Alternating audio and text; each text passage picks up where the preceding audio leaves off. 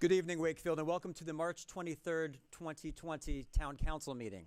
It's certainly a bit of a different meeting this evening, understandably given the unprecedented times that we're currently experiencing here in town, nationwide, and across the entire globe. I'm Ed Dombrowski, Town Council Chairman. We'll begin this evening with a call to order, and I call this meeting to order at 7:01 p.m. The first item on the agenda is the Pledge of Allegiance. I ask everyone to please rise. I pledge allegiance to the flag of the United States of America and to the republic for which it stands, one nation, under God, indivisible, with liberty and justice for all. Now, given COVID-19, I'm actually joined this evening by only Town Administrator Stephen Mayo. Our town councilors, as well as all presenters, are participating via a telephone conference. So you will be hearing their voices throughout this entire broadcast. But in the interest of ensuring safety and appropriate social distancing, we deemed it appropriate to have the meeting conducted in this way. And this is also a format that will be followed by the other commissions, committees, and boards that are appointed by the town council for the foreseeable future. And certainly as the COVID-19 threat dissipates, we will, by all means, reevaluate. But in the meantime, this is the standard operating procedure, at least for the foreseeable future. With that, item number 3 on the agenda is taking the attendance of the town councilors who are participating this evening. So I will just call out a town councilor, if you could just identify that you're in fact present. Councilor Chines. Here. Councilor Smith-Galvin. Present. Councilor Butt. Here. Vice Chair Santos. Ann is trying to dial in as we speak, so we'll add her in. Right. So we expect she'll be coming in momentarily, and I do know that Councilors May and Councilor Donaco both are unable to participate. So once we have Vice Chair Santos, we'll have 5 people, in fact. So again, this will be a bit of a different meeting than what you're accustomed to. All of the participants are on the telephone conference. They will be messaging me if they're looking to make a comment or have a question as we go through this process, and I think together we'll figure it out. So with that, I'll move on to item number 4 of our agenda. That's the approval of the minutes. Approval of the March 9th, 2020 regular town council meeting minutes. I'll accept or entertain a motion to that effect made by one of the councilors. If you could just identify yourself and make said motion. This is Jonathan, so moved. Julie, second. Moved by Councilor Chines, seconded by Councilor Smith-Galvin. Any discussion? Hearing none, the motion before you is the approval of the March 9th, 2020 regular town council meeting minutes. Members in favor, Councilor Chines? Aye. Councilor Smith-Galvin? Aye. Councilor Butt? Aye. Do we have Vice Chair Santos yet? Not yet. I'm trying to do a workaround. She's And- having trouble getting in. And Chairman Dombrowski, so that motion carries 4-0. Next, approval of the March 18th, 2020 emergency meeting minutes. Ann? Yes. All right. Hi, I'm going to put you on speaker and try to figure out a way to make this work for you, okay? We're now joined by Vice Chair Santos as well on the phone. Yeah, I think you are. But I'm going to try this. Okay? Stay on the line. So with that, I'll entertain a motion for the approval of the March 18th, 2020 emergency town council meeting minutes, a meeting of which we'll be discussing it in a few moments. Do I have a motion? This is Jonathan, so moved. Moved by Councilor Chines. Do I have a second? Second by Vice Chair Santos. All those in favor? I'll go through first. And just to be clear, I'll read your name. If you're in favor, you can say yes or aye. If you're opposed, then you can say nay. And if you're abstaining, you can also indicate that way. So Vice Chair Santos. Councilor Chines. Aye. Councilor Smith-Galvin. Aye. Councilor Butt. Aye. And Councilor Dombrowski. So it's 5-0. Motion carries. Item number 5 on the agenda is public engagement. So members of the public are aware public engagement is going to be different for the foreseeable future, as these meetings are not going to be open to the public again in the interest of the health and safety of our community. That is not to say that public engagement will not continue, however, and you have the opportunity, members of the public, to submit any comments, concerns, or thoughts you may have either to our town's website. You go to our main page, wakefield.mass.us/public-participation, or you can submit a written comment and drop it off in outdoor drop boxes that are secured right outside of Town Hall. With that, we have two pieces of public engagement for this evening. Excuse me, Mr. Chairman.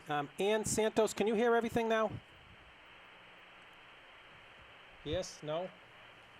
Ann? Sorry, wait, I was on mute. Yes, I can hear now. It seems the conference call seemed to kick in. Okay, you can hear now? Okay. I can, yep.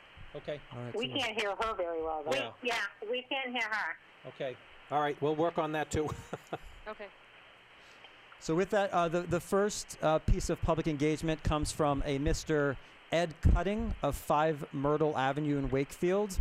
And he writes, while the public having access to the proceedings of public meetings is one thing, another is the public's right to petition said bodies, the right of the public to address the group at the start of the meeting. For example, I'd like to ask both the Board of Health and Select Board to waive the bag ban. Arguably, either has the authority to do it. The research has now been published by the New England Journal of Medicine, and that's about as credible as you can get in the medical field. See, and then he includes a link to the New England Journal of Medicine that we'll include in our meeting minutes for anyone to visit. In normal times, I could show up and politely ask them to do so, perhaps handing out copies of the research and explaining what it meant. Memory is that Robert's rules recognizes correspondence to the body. Memory is that the chair reads it to the body and hence both publicly states it at the meeting and gets it into the minutes. I propose that you designate someone, e.g. town clerk's office, to receive board communications via both email and telephone and forward it to the appropriate chair, or conversely, list the contact information for the chairs and have the item printed. In any case, how do I get either board to consider this? In light of some of the other things being done/proposed, discouraging the use of these bags seems prudent. Regards, Ed. Just so you know, Mr. Chairman, I told Mr. Cutting the availability to go online at the town, so he does have that information. So again, just to clarify for everyone who may be watching this evening, we do have that public participation availability going onto our town's website /public-participation. So I'll read the second piece of public participation, and then if there are any comments by the council, that would be the time to offer them.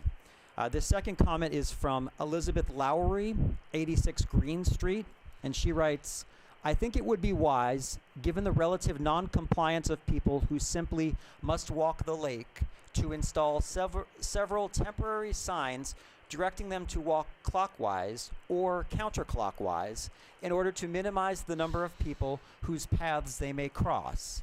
It's no Miami Beach, but it does get crowded. So with that, if there are any counselors that have any questions or comments on either of what I've just read to you relative to public participation, I'll entertain those. If not, we'll move on to our next item. And seeing no counselors looking to make comments, we'll next move on.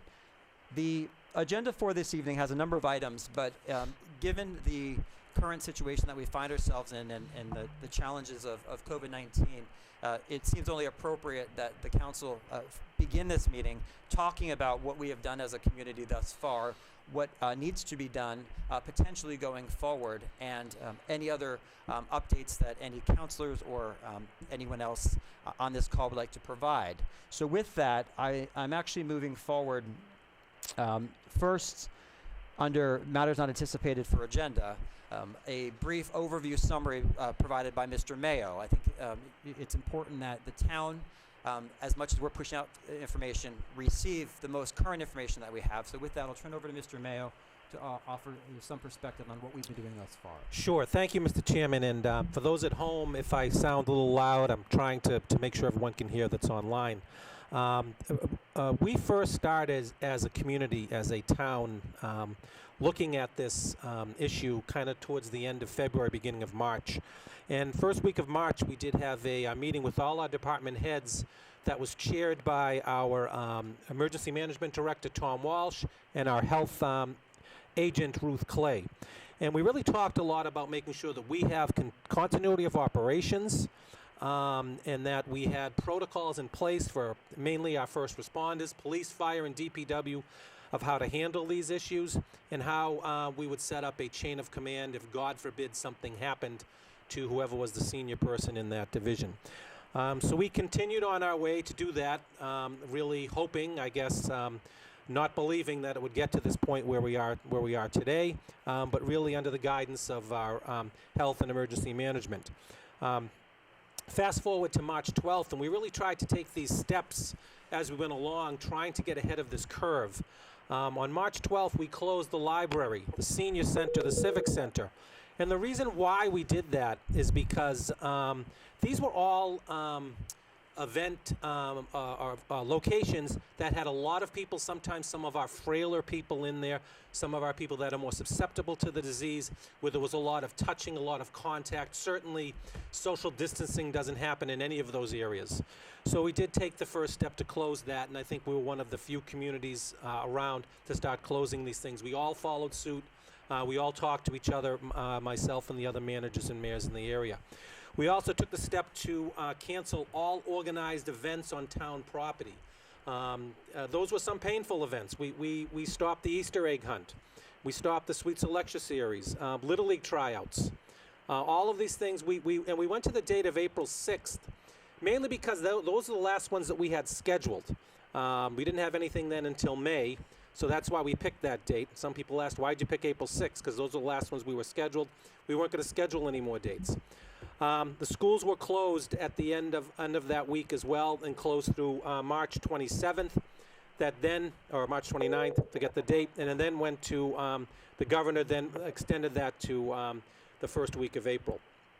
On March 16th, as we drove forward, the town council created a state of emergency retroactive to March 16th. We did this for a couple of reasons. Number one, to show how seriously we were taking this issue as a community, and maybe to get ourselves in line for FEMA and MEMA grants, and to give ourselves maybe a little bit more flexibility in other actions we would have to take later on. And the town council took time out of their day to make sure that that happened. On March 17th, we closed town hall to the public. Not something I take lightly. I hate closing town hall. But we did that to protect our community and to protect our employees. Again, protocols in place, split staffs, making sure we could social distance as much as we could. On March 18th, the Board of Health closed all personal services businesses in Wakefield. On March 18th, we then closed and wrapped all playgrounds, basketball courts, tennis courts, etc., because we were seeing that people were not following social distancing, and we're very concerned with that. We worked with boards to cancel or have remote meetings. Hard with land use boards. However, we were able to move those off and avoid constructive approval. We've also been really trying to promote social support and an advocate for social distancing. This has been very, very difficult because we are used as a community, as a group of people in the United States. I think we're very gregarious. I think for those of us who have been to Eastern Europe, I think maybe it's a little bit easier. They're a little bit more standoffish than we are, but we like being together and with people. We certainly encourage walks, and we encourage people to get out there and exercise, but not in groups. We got a public participation today about people congregating around the lake. We have put up signboards to remind people to practice social distancing. I will have to say, in meeting with my department heads, I wanted something maybe a little bit more frank on there, but I was overruled to be a little bit more kind. Again, in thinking that we want to make sure that people have an ability to get out and do something, we did open the Yardway site and limiting that to a place that people can maybe do some yard work at home, giving them something to do.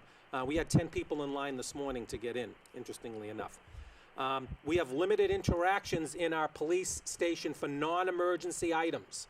So if you're coming in for things like a gun license, you're going to have to wait a little bit longer. Fill out your application online, and we'll get to it. We can't have our first responders handling things like this. On inspections, inspectors are central personnel. We are not going into houses for inspections unless it's an absolute emergency. We can do this via FaceTime and things like that. We have stopped needless construction. You notice that National Grid has been stopped, not that that's needless. We stopped that for a number of reasons. They're buttoning up some of those sites really because we could not spare the detail work, the detail police officers to handle that. And other construction may follow. But one thing we always did through all of these items is we made sure, as best as we could, to take care of the people of Wakefield. And I'll tell you that even though the senior center is closed, we are still taking people to appointments and shopping. In fact, our director, Judy Luciano, was driving the bus on Sunday practicing to make sure that she could handle it correctly. I happened to see her doing this. We've worked with our state delegation to make sure that we can get legislation and rules in place to help us, including Department of Public Health rules and procedures that would allow us to let first responders know the addresses of people that are contagious. We've worked with our town council about the ability to move elections. That's coming. In fact, they had some legislation today on that. Ability to move town meeting, if that happens.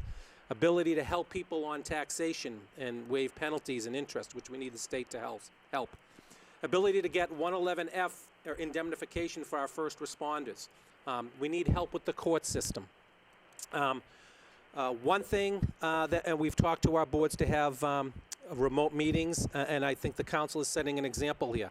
It's not perfect. It's going to get much better, but perfection is the enemy of the good, and I think we're still trying to make sure the public is made aware of what's going on. We have pushed out info on the website and Facebook, and I think that our team has done a great job, and we have worked together with every step of the way with our emergency management director and our health agent. And a couple more things before we go on.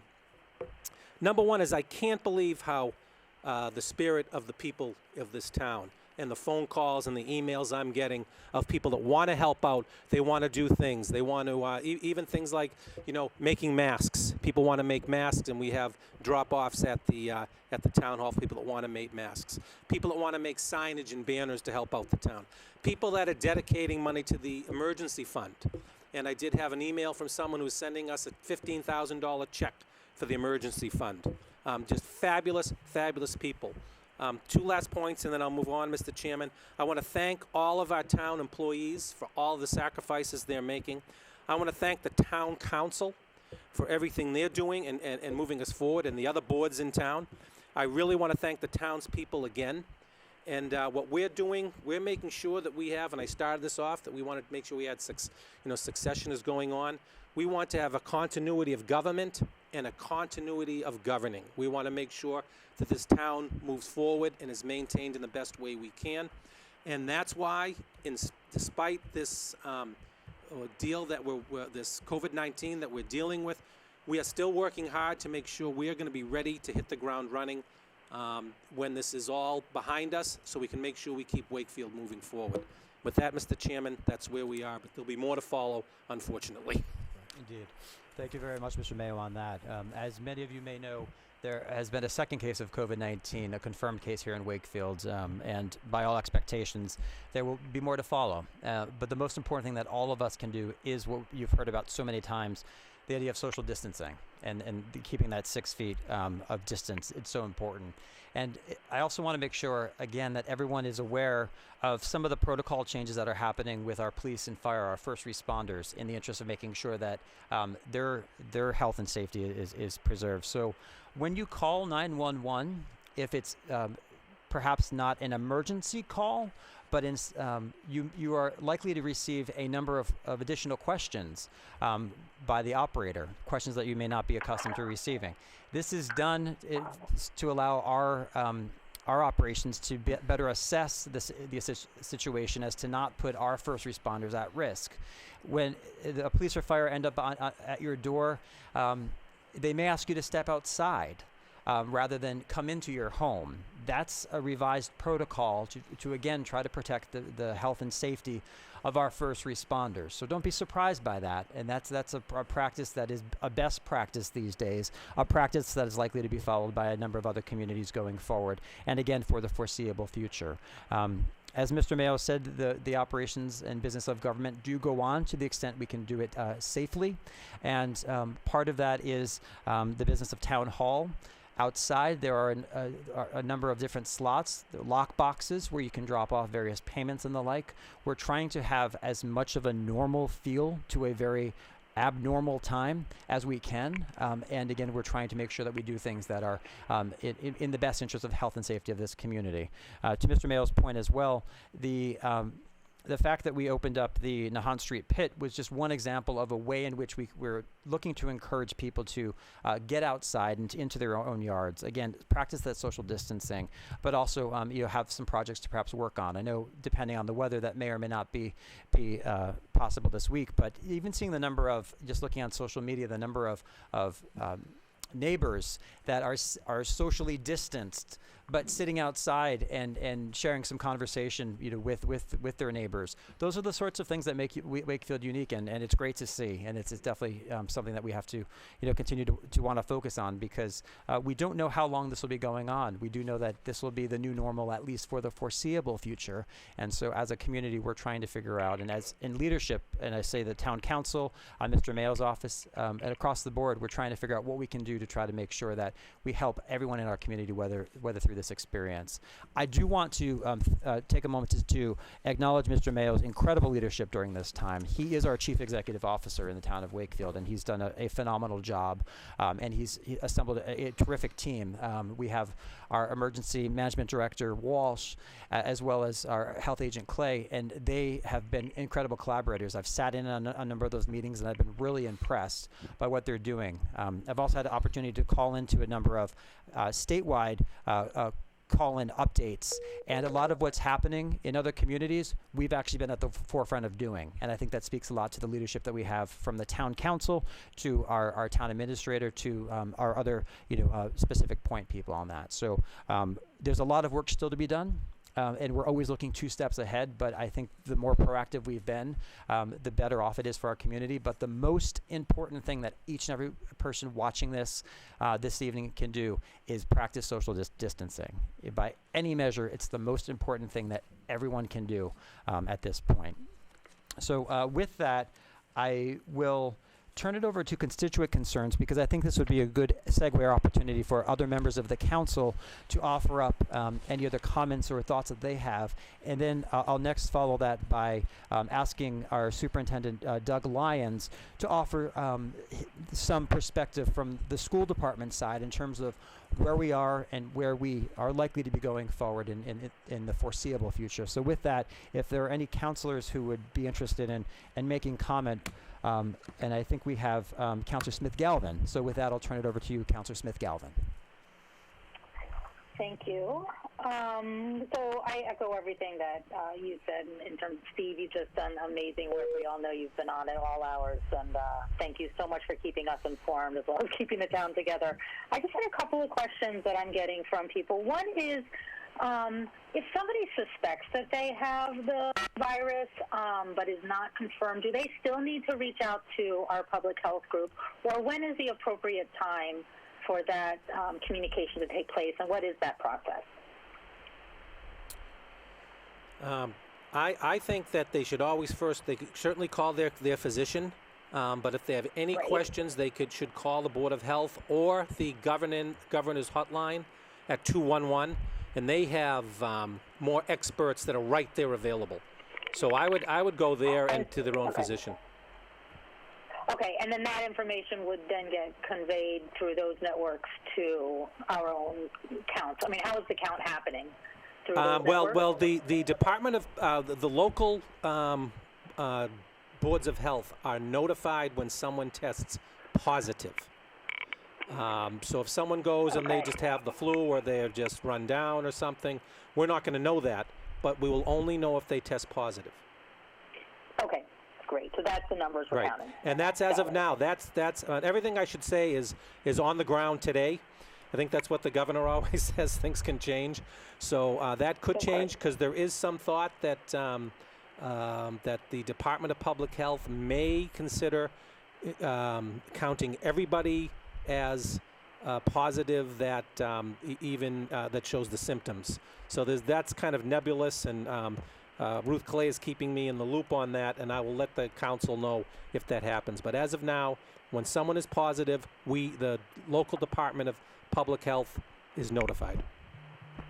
Okay, thank you.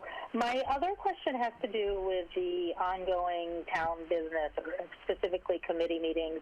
I know you said it's difficult, certainly when we're dealing with adjudicating committees, but could you just go a little more into detail as to what committees you think will be meeting on what topics, and whether there is any opportunity for committees like Conservation or Zoning Board, if they have cases in front of them that are close to finishing, whether there's any chance they'll be meeting in the foreseeable future? I will tell you that the Board of Appeals has canceled their meeting. That would have been this week. And they are rescheduling that. Their next meeting, I think, is April 14th. When you have, and I think the conservation will fall into the same sort of a realm, when you have any committees that are dealing with land use and are dealing with public hearings, anytime you're getting a variance or a special permit on your property, it's something that's called a public hearing, which means the public has the right to be there, the public has a right to comment, and at this point, I cannot guarantee to you that, let alone the safety of the committee members, let alone that less than, I think now the governor's ruling is 10, doesn't want more than 10 people, that you could have 10 neighbors that have a perfect right to show up and discuss a lot of land next to them, so we can't hold that hearing. It's very problematic. The part two of that is that we have to make certain decisions. Everybody has to make, every town has to make certain decisions on applications for special permits, variances, and findings on land within a certain period of time. If we don't make that decision, anything could be called constructively approved, meaning that, hey, your days ran out, and I forget what the number of days is off the top of my head. Your days ran out, so I get approval for my project. So we're working with the state to make sure to toll all constructive approvals during this time, because right now we cannot guarantee that we will have less than 10 people there, nor is that right. Because you could have think about you think a small issue maybe won't get 10 people. But the law is the same for that than for, we talked about the head of the lake. You could have 100 people there at a meeting. So they both are the same under the law. Right. So none of the waivers that the governor has put through. I'm hearing today they were talking about some things, but I haven't seen, and there could be legislation that came down today. But as of right now, right, nothing now. But for the immediate hearings right now, all applicants with the Board of Appeals agreed, some with some strong cajoling, to continue their hearings until the next meeting, which is, I think it's April 14th, but don't hold me to that date, that week in April. And we're playing this almost day by day there. Those are difficult decisions, I get it. I appreciate the explanation, because I know there are questions, and I wanted to hear it, so thank you. I think to Councilor Smith-Galvin's first point regarding the status of things, with respect to first responders, we have 2 confirmed cases. That the information, the address of a confirmed case is transmitted to our first responders, so that they will know that going forward. And that's an important step, because we have these protocols in place for a really important reason. We don't want to see our police or fire, have a number of quarantine members. And so by having that additional safeguard in place, it helps to make sure that our first responders have the appropriate, equipment and protection to not put themselves at greater risk. And that's something that actually earlier on, Mr. Mayo, we did not have in place. Yeah, we did not. That was quite a concern, and actually the governor on one of the conference calls that we had heard that from the from the cities and towns to the MMA, and I remember him leaving that meeting and saying, "I got it. I'll be right on it." And the next day, an order came out from the DPH on it. So that was huge. Indeed, and our departments also are trying to staff in ways so that they have shifts, so that if there even were to be someone who were say to become infected, it's not a matter of causing our whole department to be down. So we are doing things as a community, but I think that that's an important step certainly, and. To the point of social distancing, we can't stress this enough, and I've said before, these are not snow days, and I know there's a temptation for community gathering, social gathering, going over for play dates, going onto playgrounds and the like. The playgrounds are closed for a reason. We have tried to do everything that we can as a community to try to dissuade people. Certainly, enjoy time, with those in your household. But when you have that kind of potential cross-contamination of going to a play date or having, all the kids play outside or having a game of pickup basketball on a court, that's exactly what we want to avoid, if at all possible. That's the kind of social distancing that, and I know it's not natural because we're social people by nature, and you want to hang out with your neighbors and your friends, and you want your kids to play together with the neighbors' kids. This is not the time to do that, and the sooner we can all practice that, the better off we're going to be with flattening that curve. I know Vice Chair Santos also had comments as well. So Vice Chair Santos. Yes, can you hear me? Yes. Okay, excellent. I don't know what we can do because obviously closing the lake is not an option.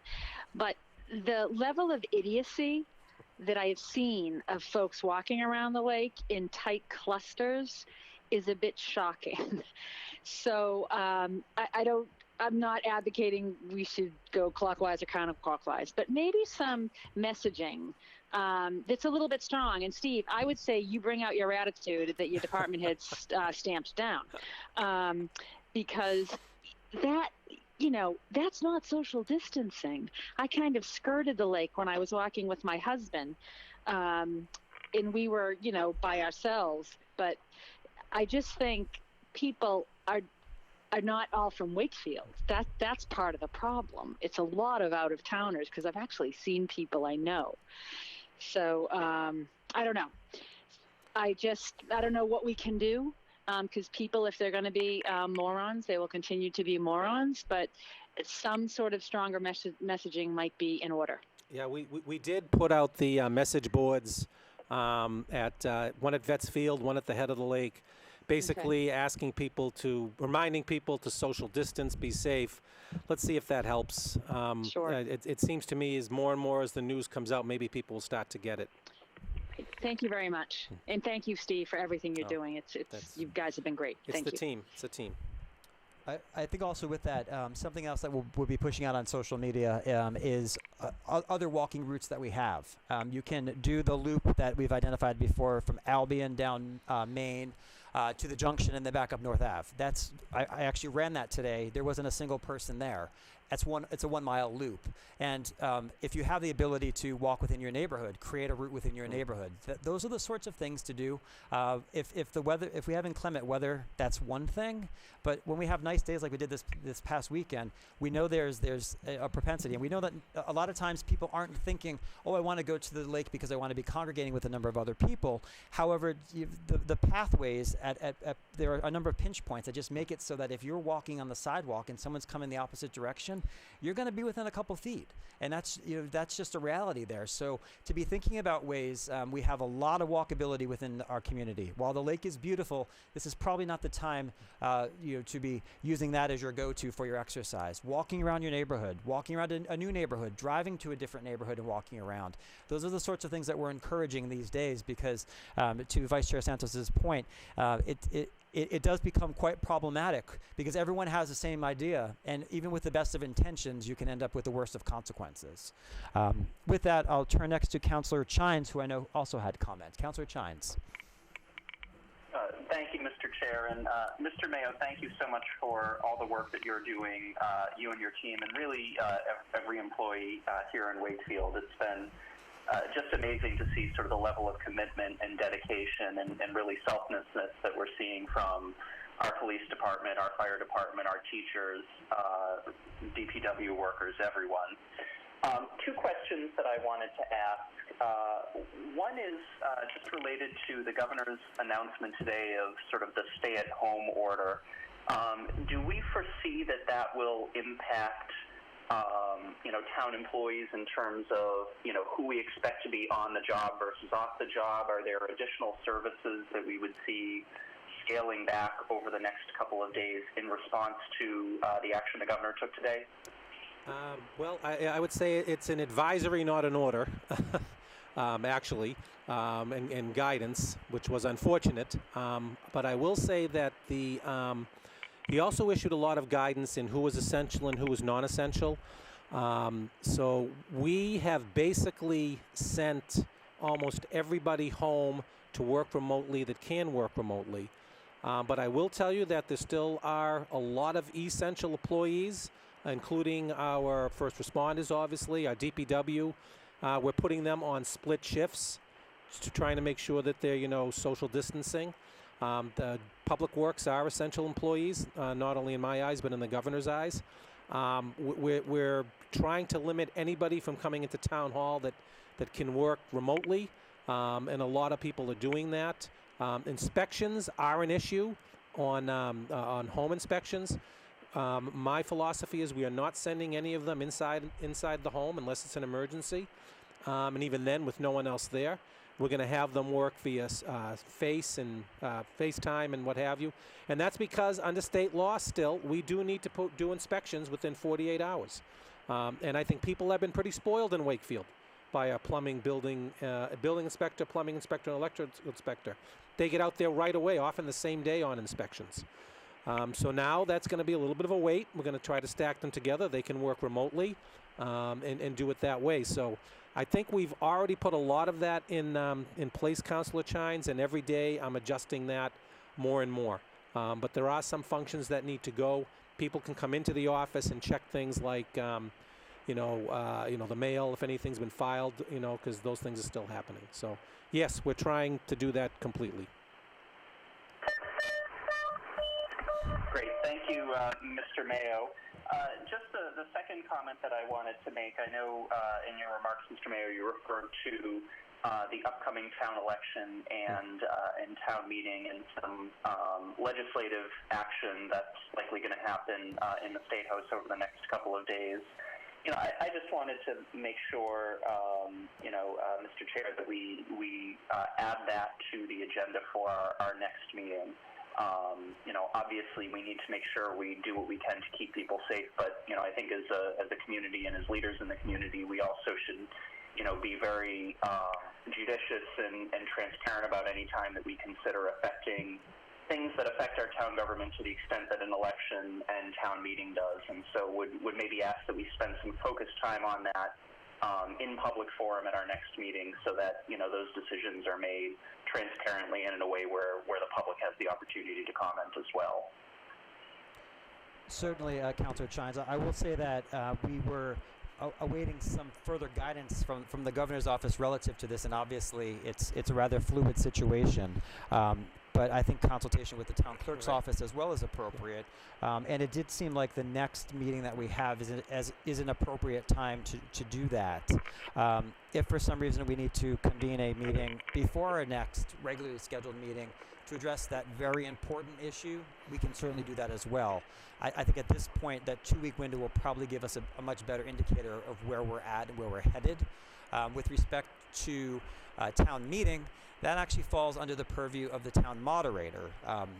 primarily. So there is some guidance offered by the governor's office there, but the council certainly, has the ability to address issues relative to the town elections, and I'm certainly cognizant and mindful of that timeline. So I agree. It certainly is something we have to have a very robust dialogue about. And if I can, I think it's also quite possible that while we're sitting at this meeting, or while we started, or at late this afternoon, before some of those votes were taken at the House and the Senate up on Beacon Hill. So we will have that guidance available.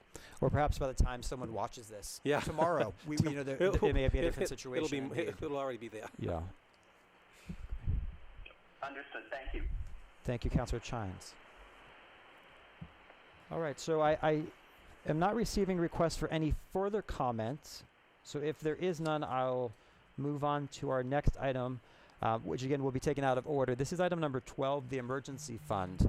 Mr. Mayo had already touched upon this briefly. The emergency fund, for those who may recall, was something we had set up, I think about a year and a half ago, Mr. Mayo. I think so, And it's completely contributor or donated funds. And it's an opportunity, it was intended initially as an opportunity for the town to give some limited assistance to someone who may have run into a difficult time or difficult situation. Certainly, these are difficult times for a number of people, and we understand that, and we're hoping that there's a robust federal and state government response relative to a lot of the issues, the economic issues that we're facing, and certainly at the appropriate time, this council, to the extent we can, at some later point, we'll have to look at what sort of economic assistance we can provide for our businesses, because we realize the businesses are hurting. We have a lot of small owned and operated businesses here in town that are really suffering. And so I recognize that.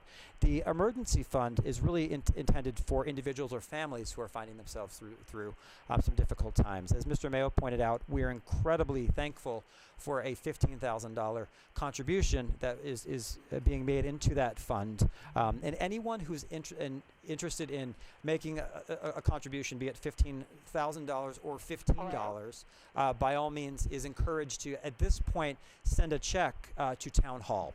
And it can just be made payable. Is it, Mr. Mayo, to Town of Wakefield? Town of Wakefield, yep. Town of Wakefield is fine. Town of Wakefield, and in the memo, if you could just write emergency fund, and we'll make sure that those funds get directed. And then the town administrator, this council agreed some time ago, the town administrator would be administering that program and providing those funds to those in need of them. So it's a really important program. We are working also on a web portal so that people can make contributions online. That's in process, but in the meantime, if you want to support your neighbors and friends, you can send those checks to 1 Lafayette, the Town Hall, and again, in any amount would be appreciated with that. Anything further on that, Mr. Mayo? No. Are people on the line right now? Julie's still here. Okay. I'm still here. Okay, great. I got a message that someone said the call had ended, but I hear the people are still on. Okay, great. I'm here. This is Ann. Okay, perfect. Okay, all right. So actually with that, we've spoken a lot about the town side. If we could next turn it over to... Can I say one thing about elections before? I think I may have misled people. All that the legislature that I've seen is going to do is going to allow the town to make a decision on what they want to do with the election. It used to be that you had to go to a judge to get approval from the judge. This would allow the town, through its town council for a town like us, or select board, to make the decision. So if I misstated, I apologize. I wasn't saying the legislature was telling us what to do, but it is the towns, and that's very appropriate what Councilor Chines said for our next agenda. Thank you, Mr. Mayo. So you've heard a lot about what we're doing on the town side, and part of our town, a big part of our town, is the school department. So with that, I'd like to turn it over to Superintendent Lyons, who can give us a bit of an update relative to what has happened within the school department and where we're headed as best we can tell. So with that, Superintendent Lyons. Thank you, Mr. Dombrowski. I appreciate it. Can you hear me okay? We can. Great. We are practicing Learn Anywhere, which was our snow day program, which we've been able to expand and adapt to provide lessons while students are out of school. We went out of school on, we called the day on Friday the 13th was our first day out. We then made an announcement that we were going to be out for 2 weeks after that before the governor gave us an additional week out, which was April 6th. And we are anticipating more information from the governor this week to communities on when schools could be returning to session. And so things that we've been doing, again, our teachers have been really terrific, and our families have been super flexible in trying to create schedules for their children. The majority of our children are able and are participating well in Learn Anywhere lessons that are provided by the schools. In the first few weeks, our goal for not only myself but all of the administrators is really to focus on the social emotional side of this situation. Really try to how do we create safe spaces for kids, and how do we promote participation, engagement, and really try to create a feedback loop where teachers can provide formative feedback. The other question that I often get is, are we going to need to extend our school year beyond our last day of school, which is June 17th? And the answer at this point in time is no. And so we, again, will know more about school closure in the coming week from the governor. But other work that we're doing, we are feeding families that need lunch support. Our food service department has been in daily. We're collaborating with the Wakefield food pantry, and we are collaborating almost daily with our teachers and our counselors, as well as our nurses, and the rest of our staff to kind of make sure that we're connecting with families and supporting their learning. Some families have been in touch with us to let us know that they've needed technology support, and we've done our best to provide that. But we're kind of working on a week-to-week basis around not only what our meal plan is, but also what our educational expectations are for students and how we're supporting the community. I can't thank Town Administrator Mayo for his guidance and help during this process. Himself, not only in kind of working in collaboration with Ruth Clay, and Tom Walsh during this time, has really been terrific and a great support for us on the school side.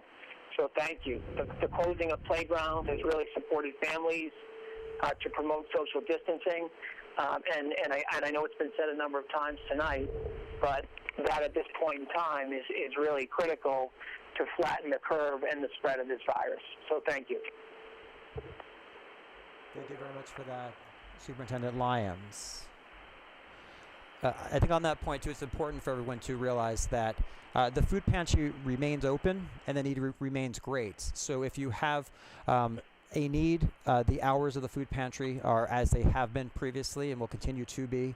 And if you want to support the food pantry, again, for every $1 that you donate to the food pantry, they're able to turn that into, convert it into $5 worth of food. So it's really important. And also the Boys and Girls Club is doing a lot to try to support the youth within our community. A large number of our Galvin population is members of that club. They're closed currently, but they're still providing services, especially meal services. And something important with the Boys and Girls Club is the fact that about 25% of their funding comes from their ability to rent out their Stoneham clubhouse.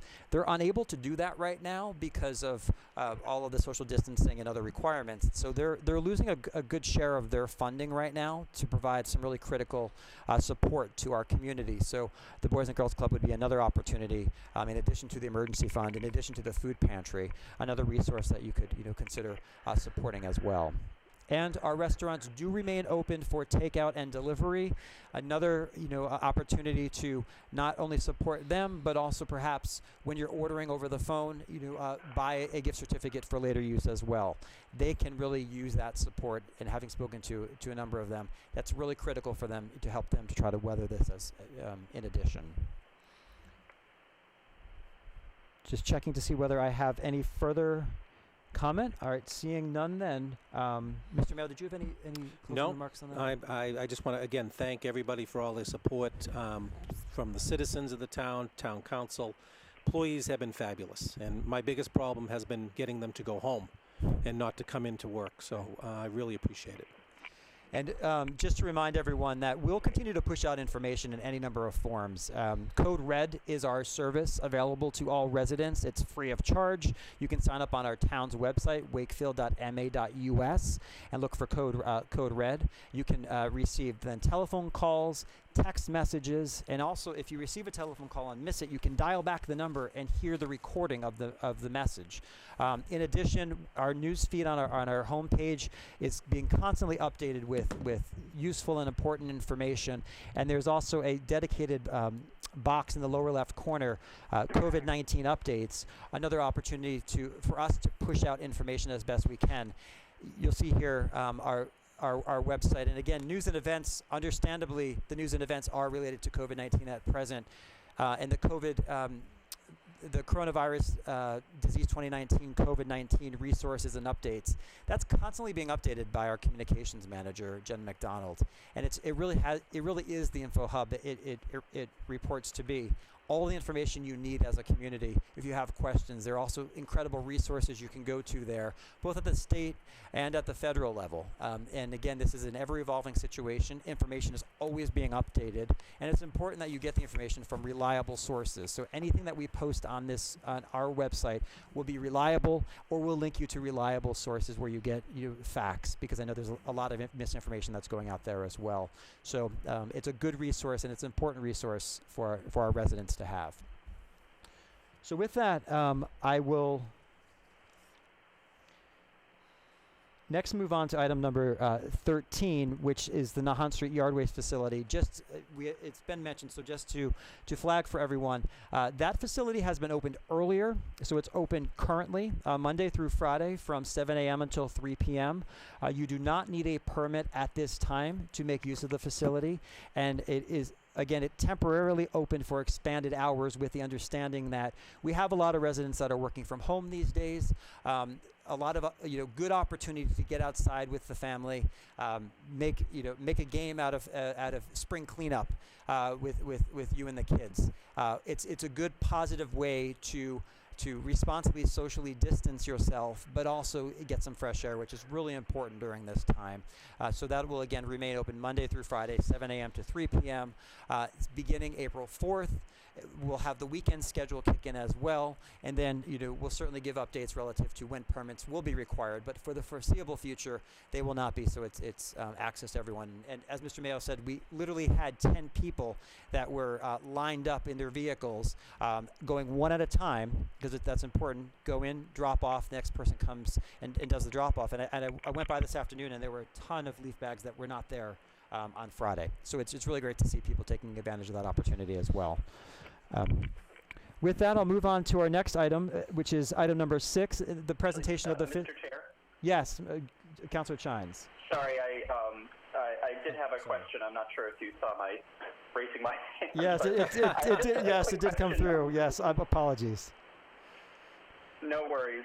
Just a quick question on the pit. How are we staffing that, and what are we doing just to make sure that we're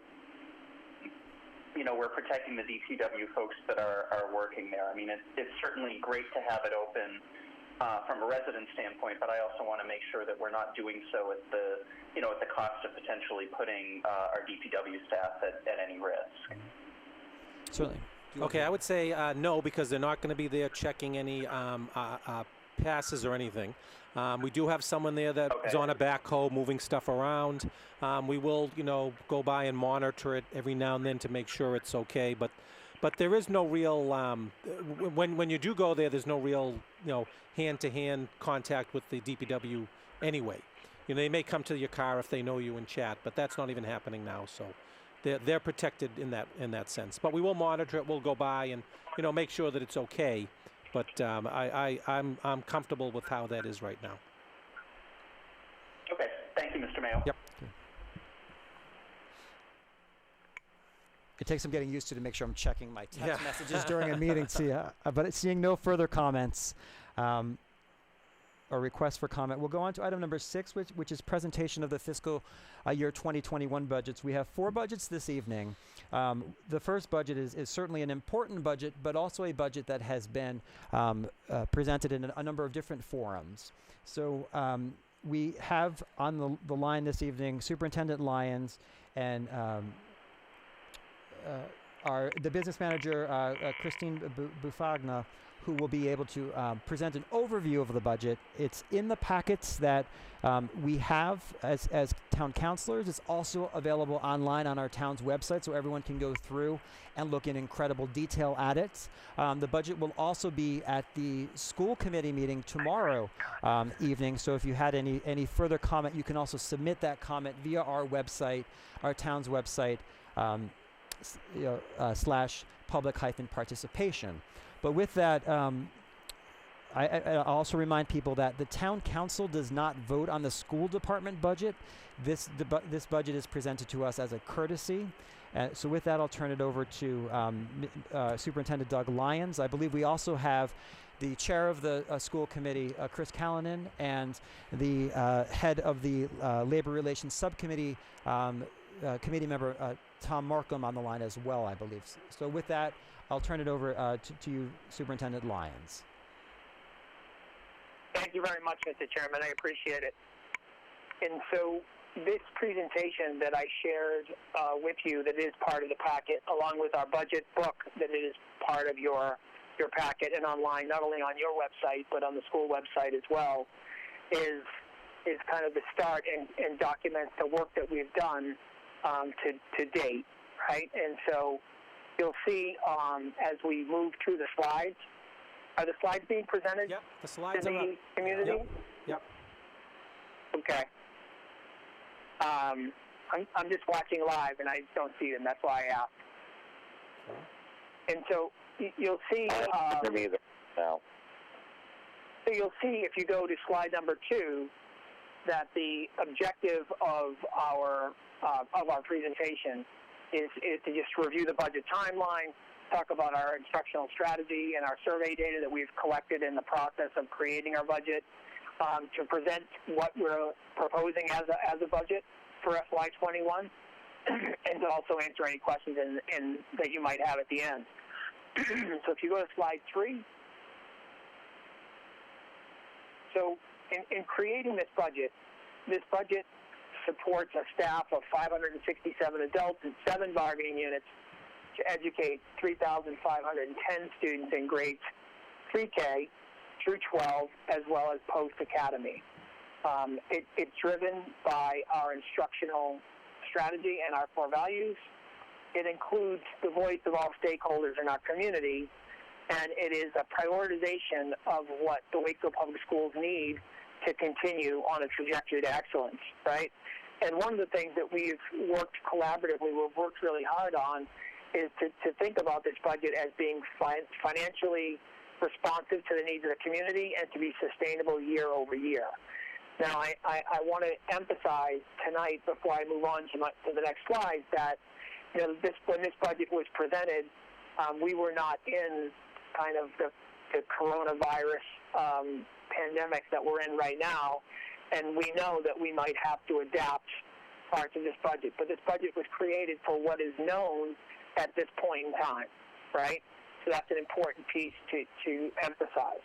So if you move on to budget slide number 4. So this is a budget timeline that really covers all of the work that we're doing, or summarizes the work that we're doing in the meetings that we've had. So myself, Assistant Superintendent Kara Morrow, Christine Bufagna, and all of our principals and directors work collaboratively. We meet with faculty throughout October, November, and December. We meet face-to-face. We've executed a few surveys to get information. We've met with parents at every level, and then we compile that information and prioritize and think very thoughtfully about what we can afford. If you move to slide number 5, in making all of these decisions and how we prioritize, we keep in mind the vision and mission of our school system, And we also keep in mind our instructional strategy. If you go to slide number 6, our instructional strategy is broken down into 3 parts. And this is a one-page document that really summarizes how we make decisions and what we prioritize. This is research-based work, and it's something that we feel really strongly is an appropriate guide. So the first part of our strategy is quality teaching. It is to promote quality teaching by recruiting, retaining, and developing exemplary teachers. If you go to the next slide, number 7, the second part of our instructional strategy is to provide a rich and challenging curriculum that's guided by our curriculum review cycle and our program renewal process to give teachers and students the best research-based materials that is free of bias and accessible to all students. If you go to slide number 8, the third part of the instructional strategy is to individualize student learning that really promotes this notion of student growth, to meet students where they are at and to think about growth from where they are instead of an arbitrary baseline based on a given class or a given grade. And that's really helped us think and be thoughtful about what students need in developing lessons. So if you go to slide number 9, so in our community survey that goes out to parents and teachers, everyone connected with the Wakefield Public Schools, this year we had 569 responses, almost double the number of responses that we had last year. We're very pleased about that. And so if you go to slide 10, we broke out the results of the community survey into the areas that align with our instructional strategy. So the priorities that were highlighted in the survey that gave us feedback were we received information that gave us data to support this notion that under quality teaching that we could use more special education support, we could use more science support at the elementary level. Reading specialists continue to be a priority, and aligning to the second part of our curriculum. Parents and community members, as well as teachers, really called for an increase in science, technology, engineering, the arts, and math support, and an expansion of opportunities in this area. We know that our students in our community is in a great need for social emotional health and learning curriculum, as well as computer science offerings in grades 3 through 12. If you go to slide number 11, in terms of individualized student learning, math and reading support were highlighted as a first priority. Intervention services and counseling were prioritized. And in the FY20 budget, we were really able to provide a considerable increase in the number of counselors serving our students at almost in every building. So we're really pleased that the community supported that and that we were able to prioritize that. Additional priorities that were highlighted in the survey were district priorities around a digital learning specialist, increased student learning time, possibly hiring an HR administrator. Again, we have 567 employees serving in 7 bargaining units, and we do not have an administrator. This is a shared responsibility by a few positions. So we had talked about the need for the humanities coordinator, additional traffic supervisors, custodial help, and wireless upgrades, which we believe are going to come to us via capital planning. And so those are the priorities that were highlighted in the community survey. If you go to slide 12,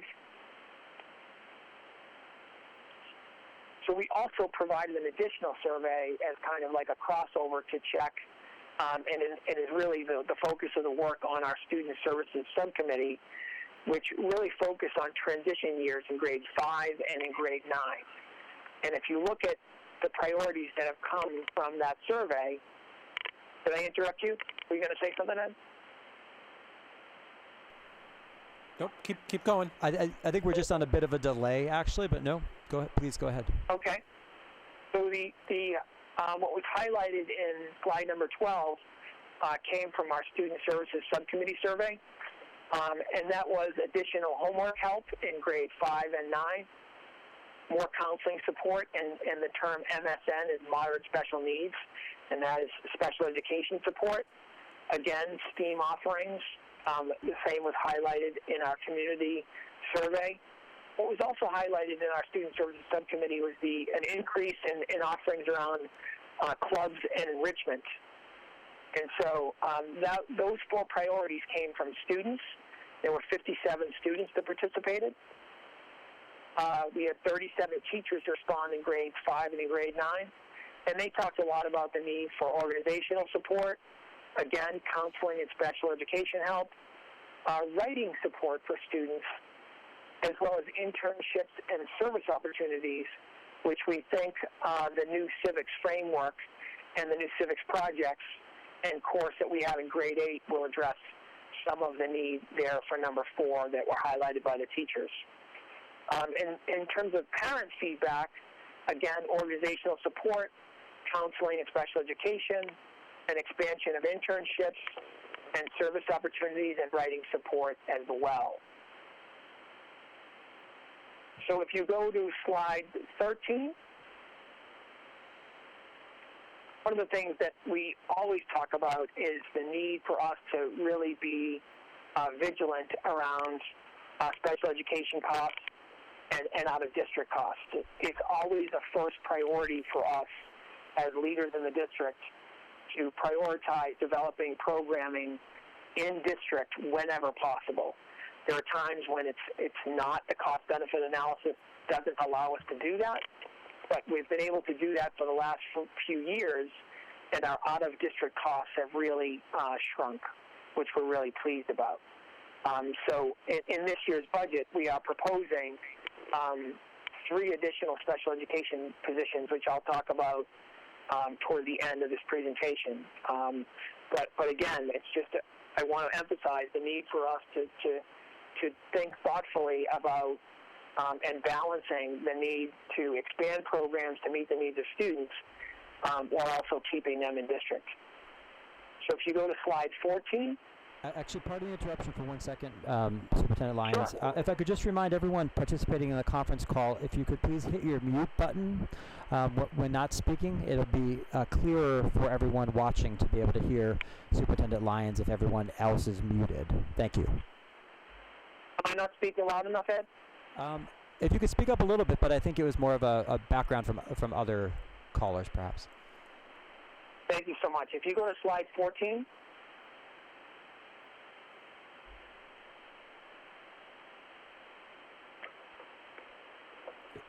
It is showing in studio, but there's just a slight delay, so you'll be seeing it momentarily. There is a bit of a delay. I just wanted to make sure that I was in the appropriate spot, Ed. Thank you. So in regard to budget priorities and additions, so this year we are proposing the addition of 5 new positions in the budget. We're proposing 2 science specialists at the elementary level in FY21. And we're also proposing 2 additional science specialists in FY22. So this is a succession planning piece where there's 2 science teaching this year and 2 next year. We are also proposing 3 special education positions, as I noted earlier, and the reasons why is because we need to expand programming to meet the needs of students. So we are proposing a 1 full-time position at Dolbear for special education to work in our autism program. We are proposing 1 full-time position at Galvin to work both supporting students around social language and language-based disabilities. We're also proposing a 0.5 and 0.5 equaling a 1.0. The 0.5 FTE would be at Greenwood Elementary, which would support programs in the language-based program at the elementary level there. We're also supporting some students in classrooms, and it would also support a 0.5 FTE for a speech-language person at Doyle at our preschool. So those are the new positions that are being recommended in this budget. We're also looking for new support for teachers to work on instructional leadership teams. We have a new nurse coordinator stipend that we're adding to the budget. We're looking for new funding for teachers to work on formative data. And the last three bullets that I just cited on slide 14 are really part of our new teacher contract. And this year we're also going to have a little bit of an uptick in operating costs with a new transportation contract as well. So if you go to slide 15.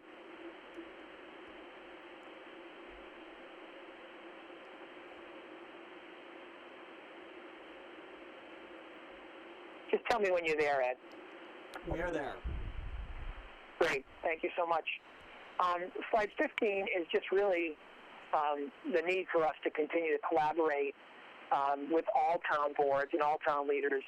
It's around taking a long view and developing budgets that are sustainable over time. You know, this picture is the Wakefield High School Marching Band, which is considered one of the best bands in the state. And I put this here symbolically because this band was built over time, and it kind of symbolically relates to this notion of long-term planning. But we know that we need to collaborate with town leaders to create a long-term facilities master plan.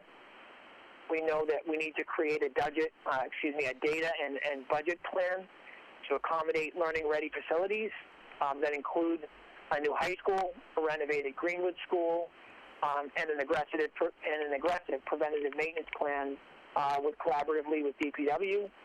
We also need to complete an enrollment study with a focus on new construction and the needs of new students coming into our schools. If you go to slide 16. I noted this earlier. We're looking at rising costs of special education programming, as well as the rising costs to support the needs of a growing population of English language learners that are in our community and coming to our community as well. We need to increase course offerings on a more formal basis in computer science and the STEAM fields. We need to increase opportunities for early college as well as student and faculty internships, as well as a plan to address achievement gaps that we have with some of our students. So if you go to slide 17,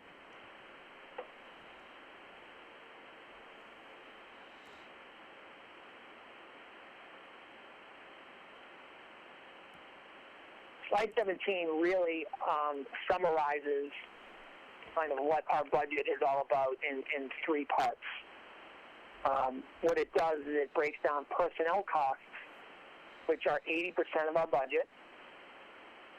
Are you on slide? Yep, we're there. 17? Great. Thank you so much. What it does is it breaks our areas down at three major budget areas. Personnel costs, which is 80% of our budget. Again, we have 7 bargaining units and 567 employees. And so operating costs is the middle part of our budget, and special education costs is the third part of our budget. So if you go to slide 18, slide 18 breaks those costs down for personnel. Our personnel costs, our increase is 4.25%, and that includes the new positions that I talked about adding to the budget. So if you were to take the 0.33 out, it would be just under 4%. And so if you go to slide 19, that breaks down our operating costs by our reporting areas that we need to report to the state. And our increase in operating costs this year is only 0.5%, which we're pleased about.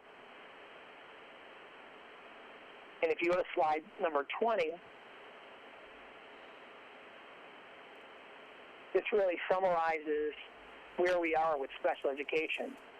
You'll see, and I'm very pleased to report, and I think that this is a testament to the leadership and work done by Lynn O'Neill and I know we have a lot of work to do to improve in a number of areas, but this is one area that I think we've really done well with, and our out-of-district costs are down again this year.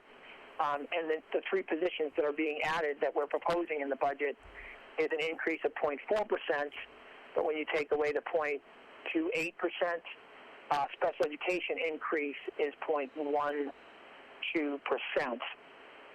So if you go to slide 21, please. That gives a breakdown of all 3 of those cost centers. And when you total them all together, it's a net total increase of $2,045,611, or a 4.88% increase. So if you go to slide 22, the total budget being recommended by the school department this year is $43,976,000, and that's, we're kind of making note of the increase of $129,000 Chapter 70 that we anticipate getting. And this is the governor's preliminary budget, and we don't have the House and Senate's firm numbers yet, but we're anticipating that number is going to go up slightly. But if you go to slide 23, that's our presentation.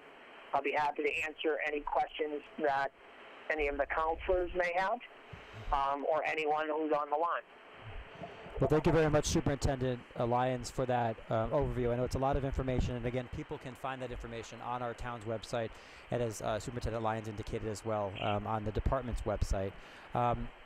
One thing that I've often said going through this budget season is we're working more collaboratively with the Finance Committee on various budgets, and I know that the Finance Committee has a subcommittee that has been working very hard with the school department on working through some of these budget issues. I don't believe Mr. McManama, who is on that subcommittee, is on the line, but I do believe we may have Mr. Sherman, chair of the Finance Committee. Mr. Sherman, are you on the line? I am, yes, sir. Okay. Just before I open it to questions of the council, Mr. Sherman, were there any comments or observations from the Finance Committee side that you would like the town council to be aware of? Not at this point. We're having a meeting on Thursday, and it will be similar to what's going on tonight. And I'm really thankful that the town council is doing this first. It gives me a lot of help for me to run my meeting on Thursday. But I wouldn't want to speak for the school subcommittee. So we're going to take all this up on Thursday. Fair enough. All right, thank you for that. And I do know that we have Councilor Chines who had a few questions. And Councilor Chines is also the town council's school department liaison. So with that, Councilor Chines, I'll recognize you for any questions or comments you may have. Thank you, Mr. Chair. A couple of questions and then just a comment before I wrap up. First question, Superintendent Lyons, I think just to help sort of put some of the new positions in context, could you talk a little bit about with the science positions, what kind of impact do you expect that those positions will have on sort of the average day, average week for, both our elementary school students as well as our elementary teachers? Sort of how does that affect kind of the learning process and the teaching process for them, just to add some more concrete color around what those positions entail? Yes, thank you for the question, Mr. Chines. In regard to how these positions are going to affect kind of the day-to-day, we are anticipating this to be a big boost for upper elementary, for grade 4 especially, to give them some additional science with a science specialist. One of the things that has been clear to us is that our science scores in grade 5 and grade 8, haven't been where we've wanted them. And one of the reasons why is because, our elementary teachers are just so stretched to fit everything in And we believe that by adding these specialists, what it will do is it will allow our upper elementary teachers to really do some database, to do some formative work, and support data teams and their administrators.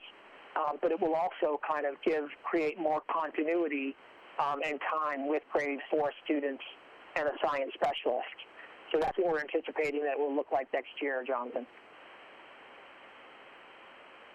Great, thank you. And sort of similar question around the special education positions.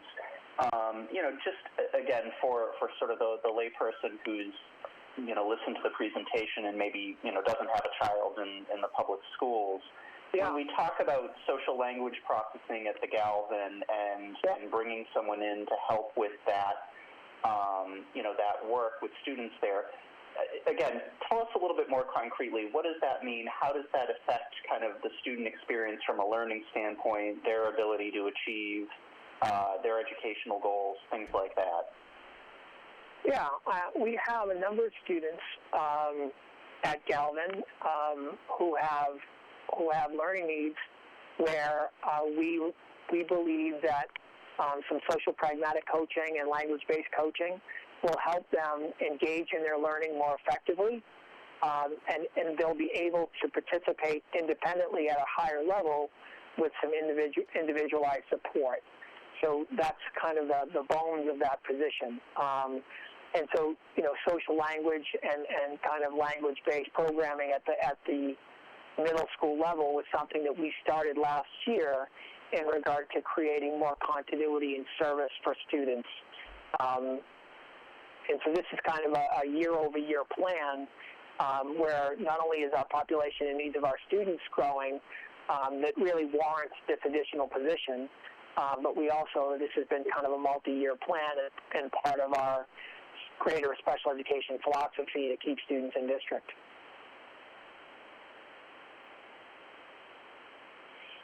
Great, and maybe again, sort of thinking of the layperson. So when we talk about social language processing, definitionally, I guess what are we talking about, so folks know again what we're asking for in this budget. So this is we're adding a 1.0 FTE to Galvin, and this teacher would serve students in grades 6 and 7. We might move some staff members around, but what it would support are the language-based needs and the social pragmatic needs of students. So when we have students with complex disabilities that really focus on their ability to access language because they may have a dyslexia profile, or they may need some coaching in class to access the curriculum. That's what I mean, and I hope that does that answer your question? It does. Thank you. Yeah. So I just want to sort of take a step back. I mean, I've had the opportunity, Superintendent Lyons, to talk to you several times about the budget in the course of my role as the liaison to the school department. And did have a chance to sit in on the school committee meeting a couple of weeks ago where you presented this, a number of other things. I just wanted to share, I'm fully supportive of this budget. I really commend Superintendent Lyons, Ms. Bufagna, and the school committee for putting together a proposal that I think really is balanced and fair. The priorities that you've articulated, I think, are clear and show that there is a long-term vision for where we want the school department to go. I think the budget balances the investments that we need to make to assure the future success of the school department while also making sure that it is fiscally responsible. And so, I again really commend you on putting this together. I think both as a financial document and as a statement of priorities, I think it's both very effective and appropriate, and certainly will have my support at town meeting. Thank you so much. Thank you very much for those comments, Councillor Chines. I'm not seeing anyone else chiming in with comments on this request line, so Superintendent Lyons, just one question for you. I know that you've spoken a lot about the idea of sustainable budgets and ensuring that we are looking at a sustainable budget going forward. Understanding that you can't go into the details of the contract that has been worked out at this point. I understand it still requires union ratification and approval by the school committee. Could you just give us a sense in terms of where how the end results landed in relation to your objective of a sustainable budget? And specifically, I'm talking not just fiscal 21, where it looks like we'll have a 4.88% increase, but kind of forecasting or projecting out fiscal year 22, 23, 24, et cetera. Where is your level of comfort in terms of not having, in terms of having a budget that continues to achieve that important objective that you've raised previously? And so, one of the things that I've talked to Town Administrator Mayo about is the need to be adaptive and to meet the needs of the town and of the school system as well. Right? We're not kind of separate entities from one another. And so one of the things that was a goal for us in creating this budget is to really look at personnel costs and to do some forecasting year over year and really try to grow the growth of our personnel budgets within the growth of the town. And I think we've been able to collaborate with our FinCom liaisons and as well as Dan Sherman, and I think we're doing that. And I think this budget also allows us to do that. And prefacing all of this by saying that, we do know that this budget that is being proposed is for, what we know right now. And so we know that we might have to adapt as the economic situation in the state changes.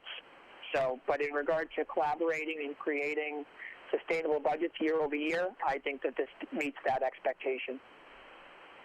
So you're comfortable with this being sustainable in the long term, not just in this upcoming fiscal year? I do. I do think it is. Yes. Good. That's good to hear. Good. Thank you. I don't see any other folks looking to comment then. So with that, I know that we have Chair Callanan as well as the Labor Relations Subcommittee Chair Markham online. Did you have anything further to add to what Mr. Lyons has already said, or have we covered it?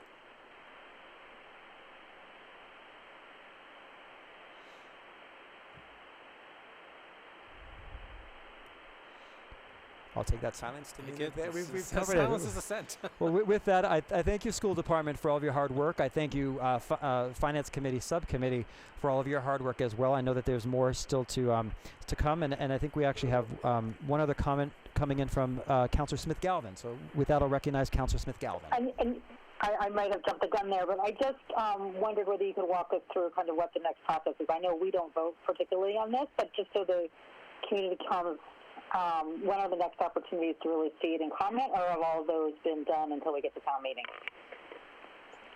So the next part of this process is school committee will vote on this proposed budget tomorrow night, and then we will follow up on Thursday night with FinCom. Perfect. That's what I thought. Okay. And also Superintendent Lyons. And then essentially the next is town meeting. Correct. When the general public will vote on it. Okay. Thank you. Correct. And Superintendent Lyons, you did have an open forum, I believe it was last week as well, for the community to offer input. Correct? Yes, we did. Right. We did. Right. So that was, again, a part of this broader process that's been followed. Thank you for highlighting that. And I believe we have a comment from School Committee Chair Callanan. So with that, I'll recognize Committee Chair Callanan. Trying to get back to that. We can hear you. You can? Okay, good. I didn't realize I can never tell if I'm still muted, and I'm sorry. I just wanted to thank the superintendent and Ms. Popagna. They have been working for months on this program. We're trying to be very cognizant of staying within the budget of the town and having something that is sustainable going into the future. I really believe that they have reached a good balance for us, and I really want to thank all their hard work. Thank you for that, Chair Callanan. And again, you will be taking this up tomorrow evening at your meeting. The public can offer public participation comments through the town's website, and then on Thursday it will be before the Finance Committee, as has been discussed, and you also have the opportunity to submit public comments to the Finance Committee for their discussion on Thursday evening. But with that, I thank the school department for your participation and for all of your collaborative work over these last number of months to get to where we are. Thank you for that. Thank you. Thank you. We'll move on. Next item, 6B. This is the budget for the Northeast Vocational School. And with that, these next three budgets I'll turn over to our town accountant, Kevin Gill, who will give us an overview, followed by any Finance Committee comments from subcommittees as applicable. So with that, good evening, Mr. Gill. Good evening, Mr. Chairman. Thank you for having me tonight. Can you hear me all right? We can. Very good. Next budget is the Northeast Vocational School budget and other vocational school budgets rolled into one. This includes the Northeast Regional, the Minuteman Regional, and also includes Essex North. And for fiscal 21, we're recommending a total budget increase of $132,538. This increase breaks down. The increase to the Northeast Regional budget line item is $150,109. The reason for this increase is we will have 7 additional students at the Northeast Regional next year. The current year we have 75 students. Next year we anticipate 82 students at the Northeast Regional. The Minuteman Regional line item is decreased $48,711. This is based on 2 less students going there next fiscal year. We currently have 3 students at the Minuteman Regional. 2 will be graduating, leaving 1 student there. So we have budgeted 1 student per Minuteman next year. The Essex North has increased $52,430 next year. In the current fiscal year, we have 6 students. We anticipate 6 students next year also, but in fiscal 20, we only budgeted 3, so we will be looking for a reserve fund transfer this year to cover that added expense. The transportation line item has decreased $21,290. This is based on 2 less students being bused to the Minuteman Regional. The total budget request for fiscal 21 is $1,574,273.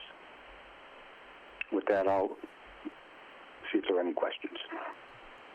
So actually, if it pleases the council, I will bring that immediately to motion, at which point we can have discussion following, if I have a motion and second. So I'll entertain a motion for the approval of the $1,574,273. Moved by Vice Chair Santos. Do I have a second? This is Jonathan, second. Councilor Chines, second. All right, so now I'll open up for discussion. And with that, if I could first turn it over to Mr. Mayo. Sure. Thank you very much, Mr. Chairman. I've been in almost constant contact with Dave DeBarry, the superintendent at the vocational school. That's the main part of this budget is the Voc Up the Hill. And what I will say is that this budget really reflects the minimum required contribution from the town of Wakefield, plus the 7 additional students. So the vast majority of this budget is, I say this and I talk to Finance Committee every year on it, it is what it is for Bill Pelichek. I will also say this, I am privileged to be on the building committee at the vocational school. and up the hill. And the two things that I'm interested up there, don't know how far they'll go, but I'm interested in a hockey rink and a swimming pool. So those are things that I am pushing with them. They're probably about a year ahead of the a year ahead of the Wakefield High School in as part of the process. And I also want to congratulate the vocational school. I think if you saw them on the news the other day, where classes are canceled up there for now, like all schools, they have a lot of masks and cleaning supplies and wipes and coveralls and things like that they have donated to a local hospital. And I think actually Melrose Wakefield got the bulk share. So I do support their budget. It's all based on students. I will tell you that we often will find out later in the year that some of the schools have more or they have less. And if that happens, then the budget is lessened. So this is a budget that makes sense to me. Thank you very much for that, Mr. Mayo.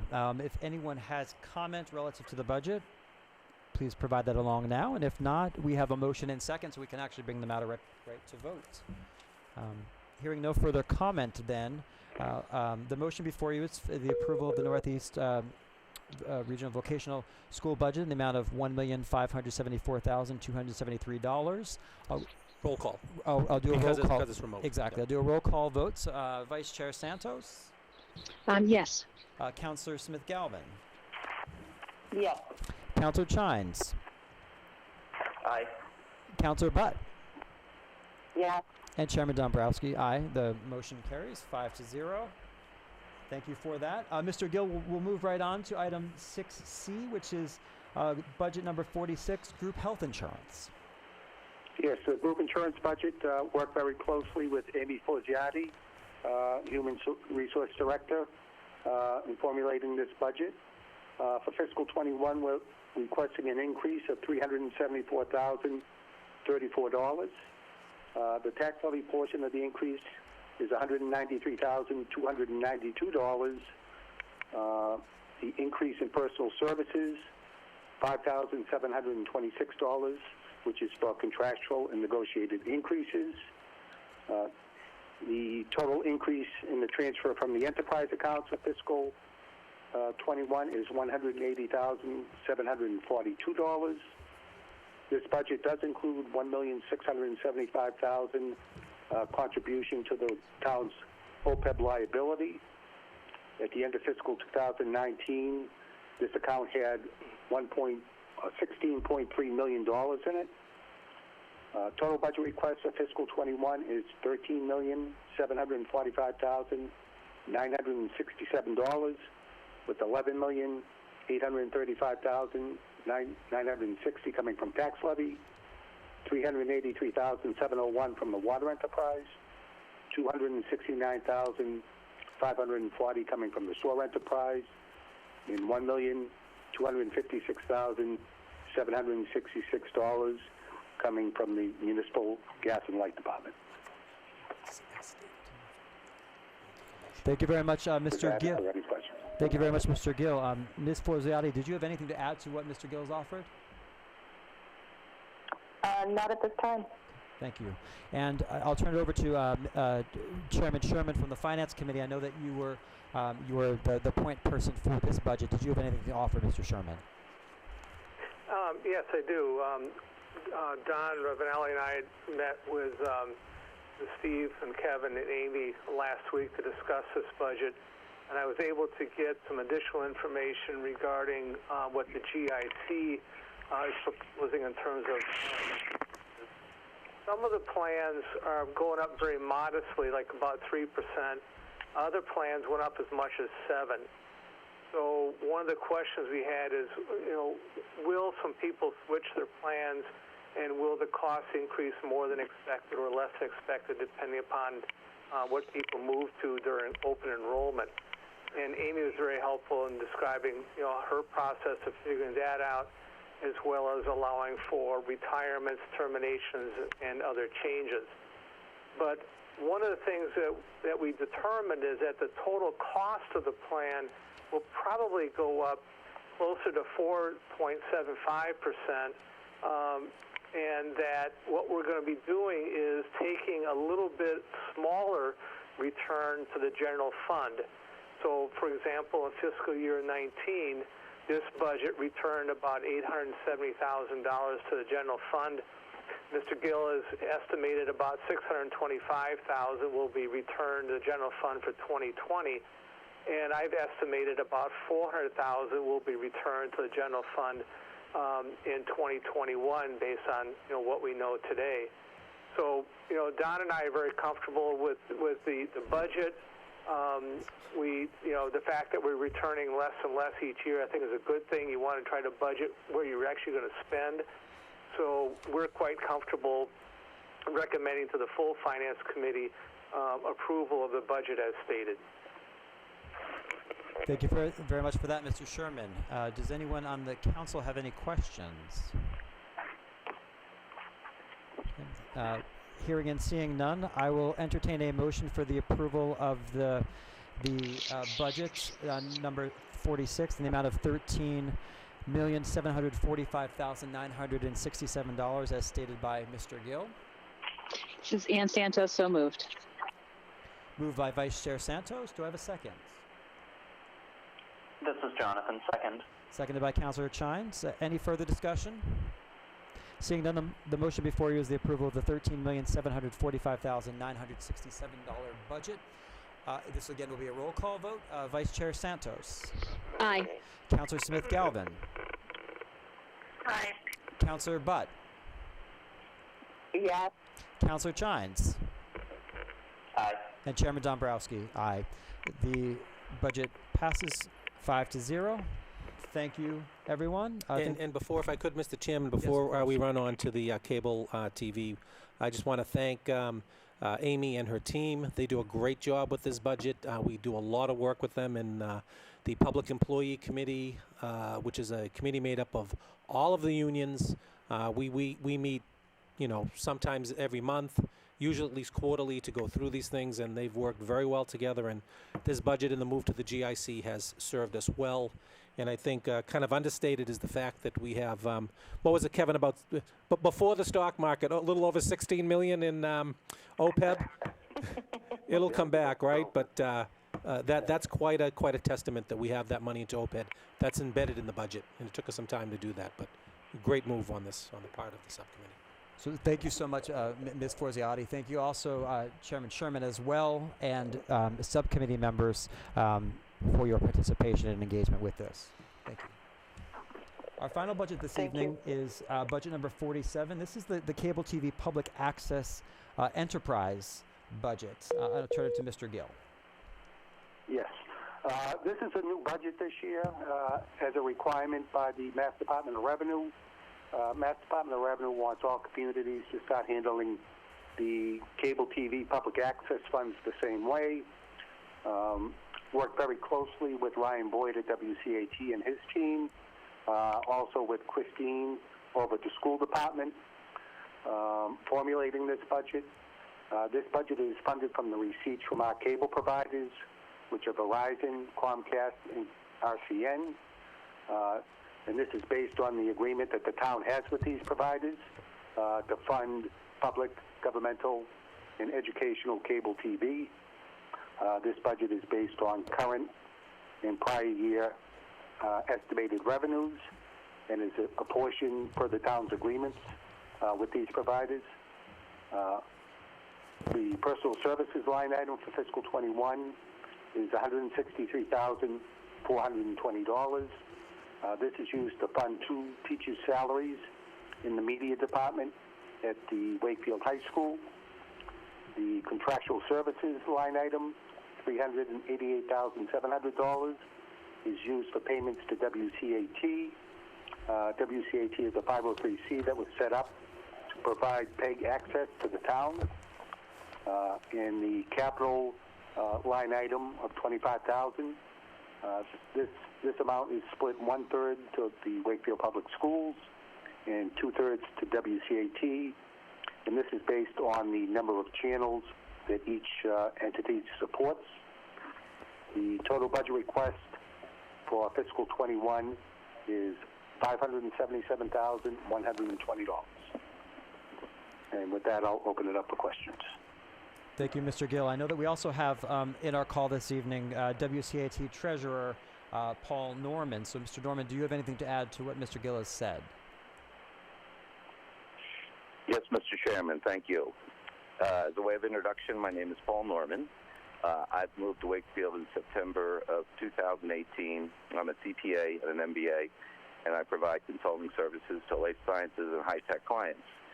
So when I moved here, I had met with Mr. Steve Mayo and Sherry to talk about organizations that I could join that would allow me to help make Wakefield even a better place. And, of course, he said WCAT. Thank you, Steve. You're welcome. So I joined the board in December, and I was elected treasurer, and I'd like to tell you what I've learned about this important community member. First off, WCAT is a 501c3 nonprofit corporation. It's audited annually. It files detailed annual IRS Form 990 nonprofit returns available to the public on the IRS website. Important excerpts of the latest audit report have been distributed already to Mr. Sherman and the Finance Committee to show them that this is a financially transparent organization. WCAT is focused on fiscal responsibility. We revised the remaining budget for fiscal 2020 to make the station break even for the first time in many years. Critical to long-term operating success, that's very important to us, and it's done primarily by not hiring a replacement for Mr. Ryan Boyd and continuing to sponsor some of the community programs that make us unique and allow us to address WCAT's goals of community building and outreach. WCAT is beginning a strategic planning process to address the challenges over the next few years, of which there are many, to ensure it will still serve Wakefield and the surrounding communities. Both the newly adopted FCC rule cutting local access funding from cable companies to the future of WCAT in light of the high school project, future location, I say, and now how to maintain community engagement in this new COVID era. We are developing plans to address these issues to ensure WCAT will be able to continue its vital services for Wakefield residents. So that's what I've learned. We do support Mr. Gill's plan for categorizing and budgeting the enterprise funds receipts and expenditures for fiscal 2021. We do not anticipate this minor accounting administrative change will change either of our past operating processes. Thank you for including us in this process. We look forward to Town Council assistance in getting this administrative change through the town meeting approval process, including helping Mr. Sherman and the Finance Committee see the budget is much different than other Wakefield departments, of course. And so we can certainly plan to provide audit reports, and we'll be presenting at the Finance Committee meeting Thursday in the event there are any questions to be addressed by the Finance Committee. And finally, I'd like to say that we look forward to working with each of you, with Mr. Mullen as the cable company come to renegotiate the contract, and with the school committee. And with that in mind, we respectfully request a school building advisory committee appointment, someone representing WCAT. Thank you. Thank you very much for that, Mr. Norman, and certainly WCAT provides a tremendous service. I know I speak on behalf of the entire town council when I thank WCAT for all the great work that that you do for us. It truly is appreciated. You make us all look good, so we thank you for that. And the amount of information you put out is just incredible. You are a real community resource for us. Thank you. With that, I will entertain a motion for the approval of the budget in the amount of $577,120 as stated. So moved, and Santos. So moved by Vice Chair Santos. Do I have a second?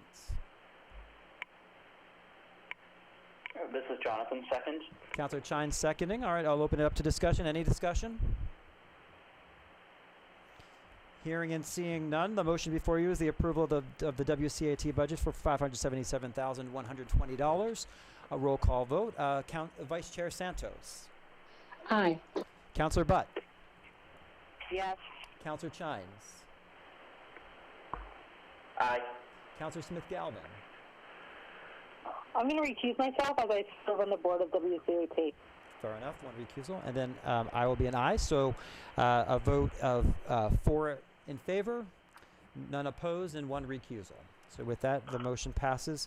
Thank you, Mr. Norman. Thank you, Mr. Gill, and we'll hear from you certainly again. Thank you. Yeah, Mr. Chairman. Thank you. Mr. Chairman, this is Ryan Boyd. I was wondering if I could say something very quickly. Of course, Ryan. Good evening. Good evening. Thank you so much. I just to echo everything that Paul said, and I want to thank him for participating this evening. I also want to just real quickly, because I'm not going to get an opportunity again tonight, I want to recognize Ian McDermott, because he is single-handedly taking care of this production this evening. So I want to thank him for being there and putting this out to the community. And I want to emphasize that Wakefield Community Access remains committed to getting these meetings out to the public, especially during this time. And we're doing everything that we can to make sure that folks are staying informed with the things that all of you are doing to help out with the community. So I just wanted to say that and say thank you very much.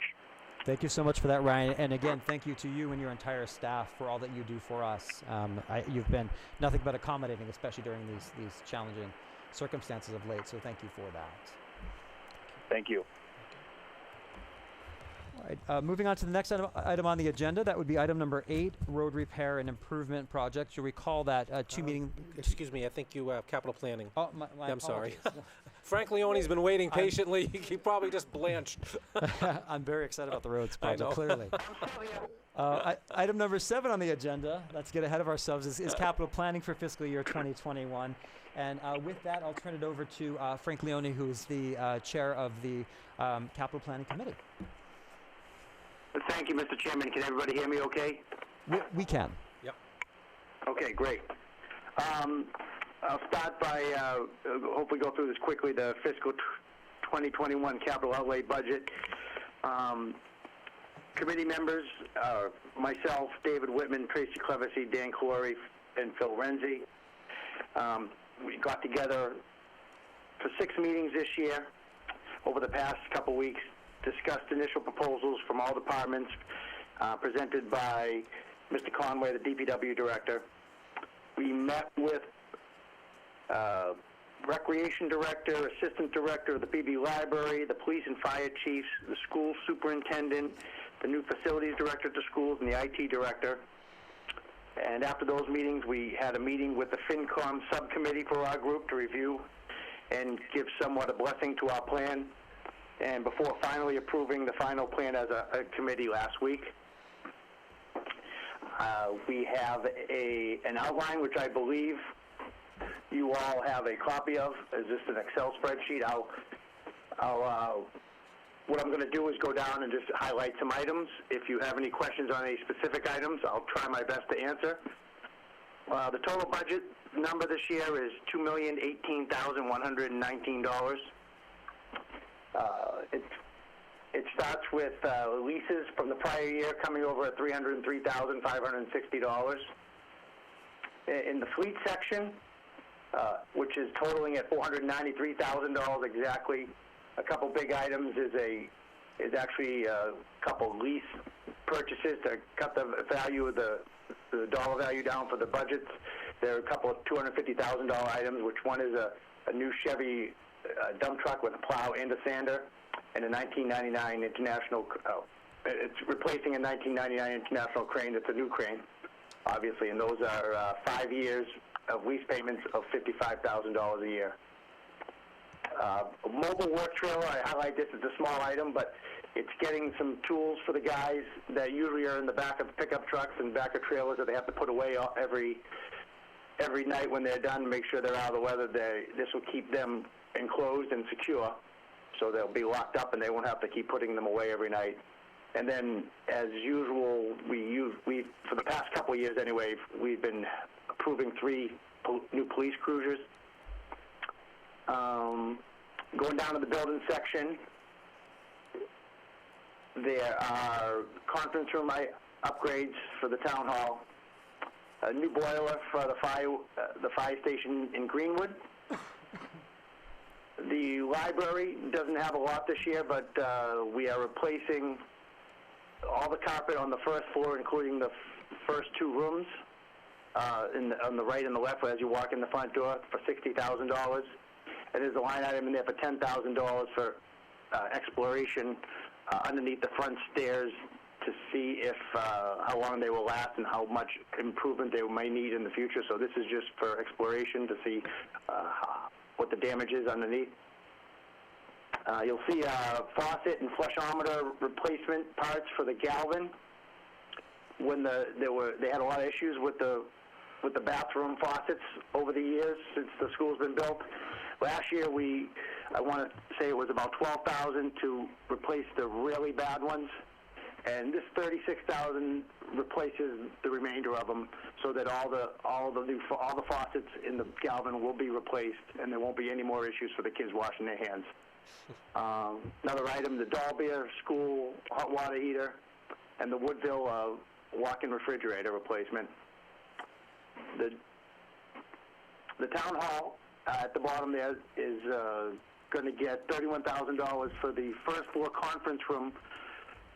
As you walk in, obviously everyone knows on the right there, there's going to be some video equipment put in there, so everything can be monitored, and any meetings that take place in there will be able to be watched.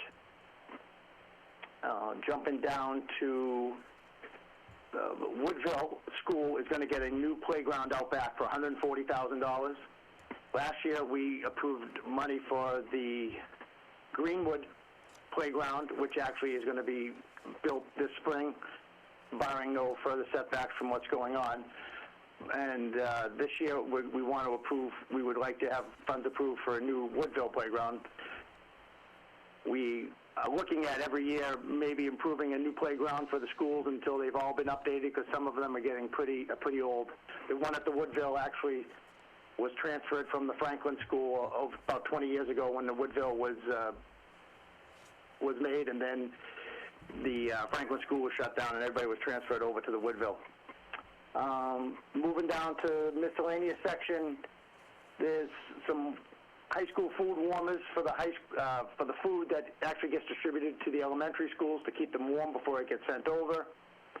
There's attendance software for the schools to help keeping track of employees and their time.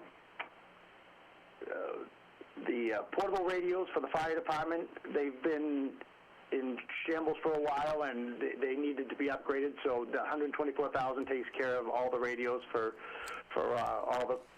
all of the fire department.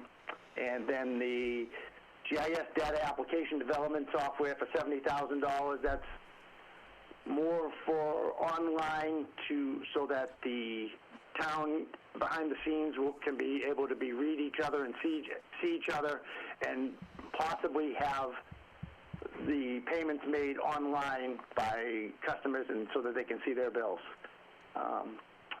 Obviously, that gets a lot more detailed than that quick explanation, but that's the start of that. You see another line item for the library. The $7,000 is the other item for the library, which is for some computers that they needed replaced. And then you also see the schools in there, the IT section, the $217,059 for the wireless access points that the superintendent was talking about earlier. That would be provided by Capital. So that is a total of $2,018,119. And then we have the sewer. We have the sewer division and the water division. Outlays. The sewer division is $112,500, and the water division is $82,500. That sums it up. And if there's any questions, I'll do my best to answer them.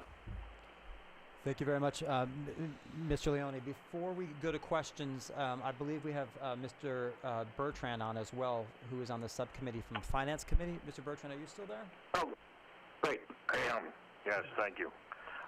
The subcommittee met with the Capital Planning Committee on March 10th and went over many of the items that were talked about. We moved around a few and looked at a few others, and have total agreement with the findings and report of the Capital Planning Committee. Thank you for that, Mr. Bertrand. And again, this is another example of the Finance Committee being engaged, with the budgeting process in a really important way. So we have that collaboration. So thank you for that, Mr. Bertrand. I know we have a couple questions of the council. The first will be Councillor Chimes. Thank you, Mr. Chair, and thank you, Mr. Leone and the other members of the Capital Planning Committee. I know there's a lot of work that goes into this every year, and certainly appreciate the effort that goes into working with the departments to come up with, a pretty exhaustive list and a pretty diverse list when you look at the things that are on there. I just had one quick question, actually, Mr. Mayo. This might be more of a question that you're able to answer, but on the playground replacements, is there any opportunity for public engagement or communication with the PTOs or other parts of the community around sort of what gets considered for those playground replacements? I do know that, well, first of all, the school department is involved, obviously. But I do know that in the Greenwood playground, my understanding is that one of our capital planning committee members is a proud Greenwood dad, and that did have some, I don't know about meetings, but did have some discussions with people over there. So I know that did happen, and they're talking about climbing walls and things like that. And I did owe you an email on that, so I apologize. Got lost in the shuffle. No worries. But yes, and we can certainly have them do more reaching out. But that's a fair point. And does that also include the moat? Because for the Gators, I don't know. The moat for the Greenwood Gators, yes. Fair enough. Yeah. Councillor Chimes, did you have another question, or did that cover it? Nope, that covered it. All right. Next, then we have Vice Chair Santos. Hi. So I'm not, and Frank, thank you so much for the Capital Planning Committee. I know how much work goes into this. I'm certainly not questioning, but I know that we may get questions on it. Can you explain the cost for some of the Galvin replacements? Is that normal wear and tear? Were there issues from the beginning, as it's, one of our relatively newer schools? Actually, go ahead. I could probably answer that as well. This is Joe Bertrand. Oh, hi, Joe. Go ahead, Joe. Thank you. When the Galvin was built, there were certain energy-efficient systems that allowed us to gain more points and therefore get more percentages back from the state. One of them had to do with these brand-new faucets, which actually turned out to be not very well-made and not a very good investment. And that's the reason that we had the faucet problems. There was also some water pressure issues as well, but it had to really do with these, as I say, newfangled things that didn't work as well as they should have. Okay. Thank you very much. Thank you. No problem. Thank you, Mr. Bertrand. Any further questions, Vice Chair Santos? No, thank you very much. I'm good. Thank you. I know, Mr. Leone, every year the requests outpace the ability to fund. Do we have a sense of what the total amount of the requests were in for this coming fiscal year? I believe, let me see if I can find my original report.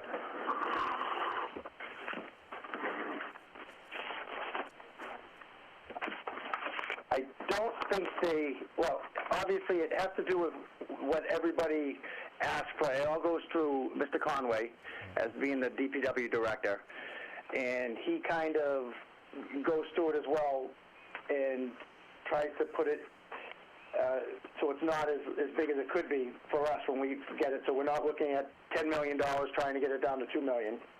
I believe originally, as I'm talking, I'm fiddling through the paperwork here. I think it's about $6 million. Does that sound about right to you? Yep, 6. Where I see the 6. Yeah, that sounds about right. 6 million. So it wasn't 6 to get down to 2. Wasn't as bad as we've had in the past when we've had 8 trying to get down to 1, or 8 trying to get down to 800,000. So. Yeah, and I will say we have a great committee, the very knowledgeable committee, who knows their stuff and knows the right questions to ask. And certainly we're just citizens trying to do the best for the town, and we get a lot of good information from the department heads, and they're very forthcoming with all the information. So we do our best, and certainly when FinCon comes in, it's great for them to throw it right back at us and make sure that we're doing as good a job as we can to get that number right around whatever we're allowed to that certain year. I will say, on behalf of the entire town council, I know that I thank you for the incredible work that you and your committee do. These are difficult choices to make, certainly, and when you look at the variety of needs, too, they're so different. So for your committee to be able to kind of wrap your hands around all of these different requests and understand, where the needs are greatest and apportion appropriately, we're really appreciative of that. And Mr. Mayor, we're in a much different situation today than we were years ago relative to capital. Yeah, we've certainly chipped away. I remember years ago, I think we were about 250,000 when we started, and I think that Frank and his committee do a fabulous job, and we've systematically moved it up year after year. The Greenwood roof was a big ticket item to take off of that had been in there for a while. That's being handled a different way.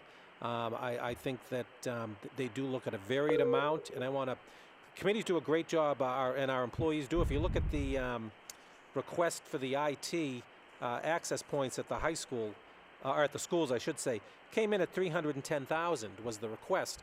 But working with the schools and working with our IT department, they found a way to do that for $100,000 less and give the same bang for the buck there. So that is just it shows the collaboration that we have between our departments and working together. Not everyone gets what they want and get all they want. There's always a few that don't get, and we try to hit those with grants and maybe some mitigating factors here and there to fill in some of the other holes. But I'm very, we started years ago with nothing in this. I'm very happy how this has moved up. And that shows that when we do make that commitment to putting things in and making it sustainable, it happens. So I'm pleased with that, and great job by the committee. Great, thank you. So with that, Council, I'll entertain a motion for the approval of the expenditure of $2,018,119 as detailed by Mr. Leone. So moved by Ann Santos. Moved by Vice Chair Santos. Do we have a second? Seconded. Seconded Julie. by... I think it was Julie. Was that you, Julie? Second? Yes, sorry. Julie By Councilor Smith-Galvin. All right. So any further discussion? Hearing and seeing none. Roll call vote. Vice Chair Santos. Aye. Councilor Smith-Galvin. Yes. Councilor Butt. Yes. Councilor Chines. Aye. And Chairman Dombrowski, aye. 5-0. The budget passes. Thank you very much again, Mr. Excuse me, Mr. Chairman. You want to do sewer and water? Sure. Okay. So next we'll move on to sewer as detailed by Mr. Leone. I'll entertain a motion to that effect. This is Jonathan. So moved. Moved by Councilor Chines. Seconded by Ann Santos. Seconded by Vice Chair Santos. Any discussion?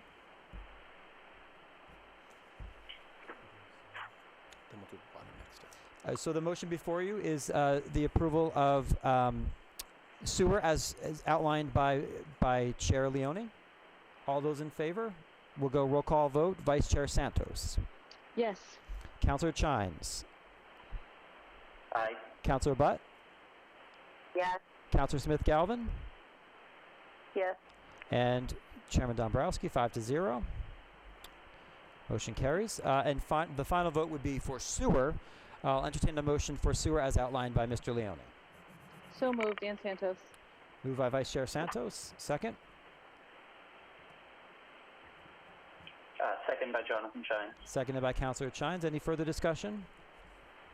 Hearing and seeing none. The motion before you then is the approval of sewer as outlined by Frank Leone. Roll call vote. Councilor Vice Chair Santos. Yes. Councilor Chines. Aye. Councilor Butt. Yes. Councilor Smith-Galvin. Aye. And Chairman Dombrowski. That's a 5-0 vote. That too carries unanimously. So again, Mr. Leone, thank you and the committee so much for all the hard work that you've done. Truly appreciate it, and we look forward to these incredible capital improvements in the upcoming year. Thank you. It's our pleasure. Thank you, everybody. Thank you, Frank. Thank you so much. Thank you.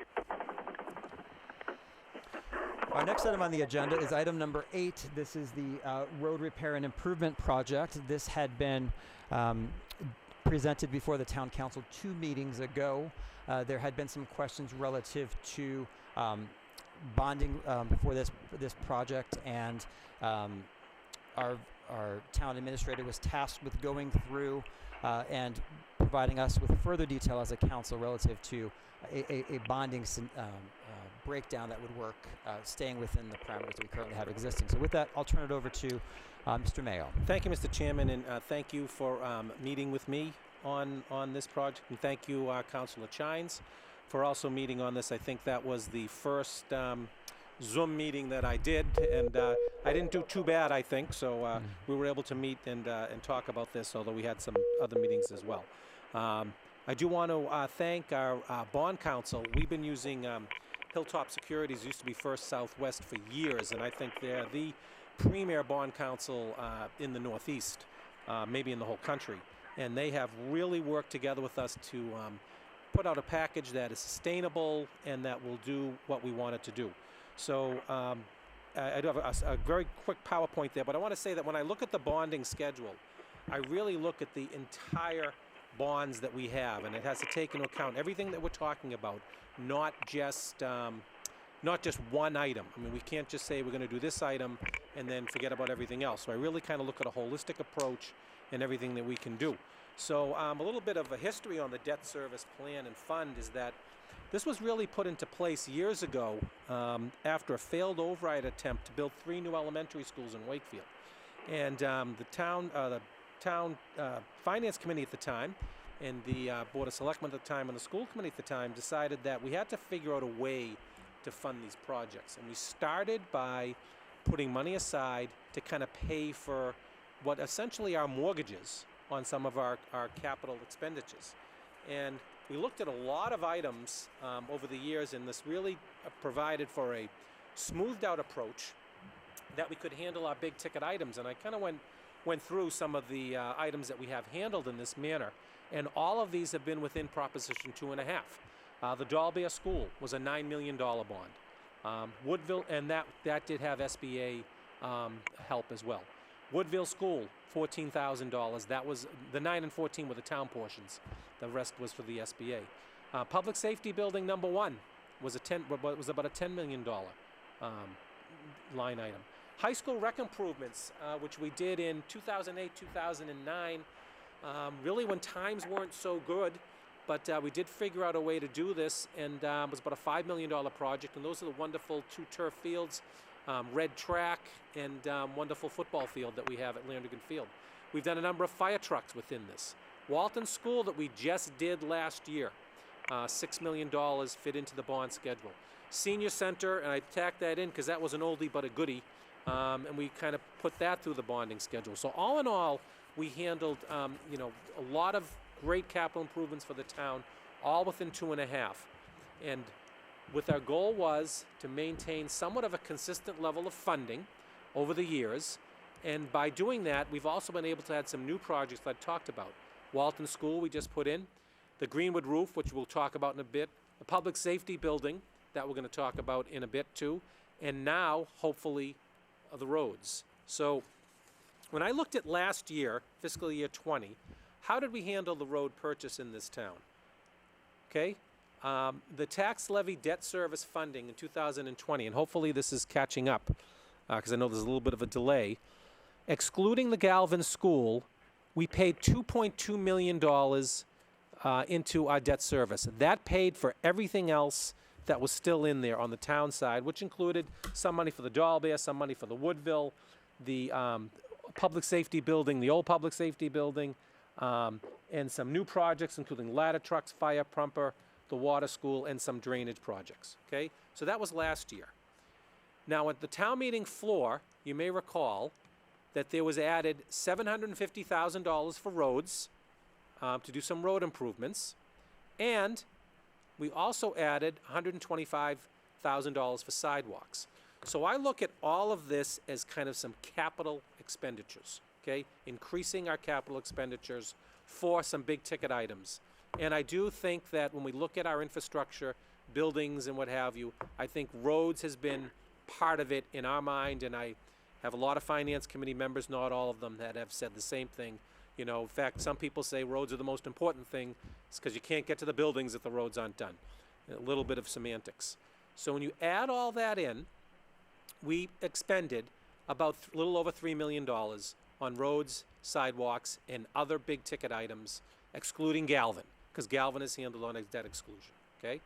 So what I'm saying for fiscal year 21, and again, this is all things being equal on where we are in today's world, is that by putting $3 million, the same amount, $3,076,039 into the debt service fund, we will then be able to go out and bond that first road bonding of $2.5 million.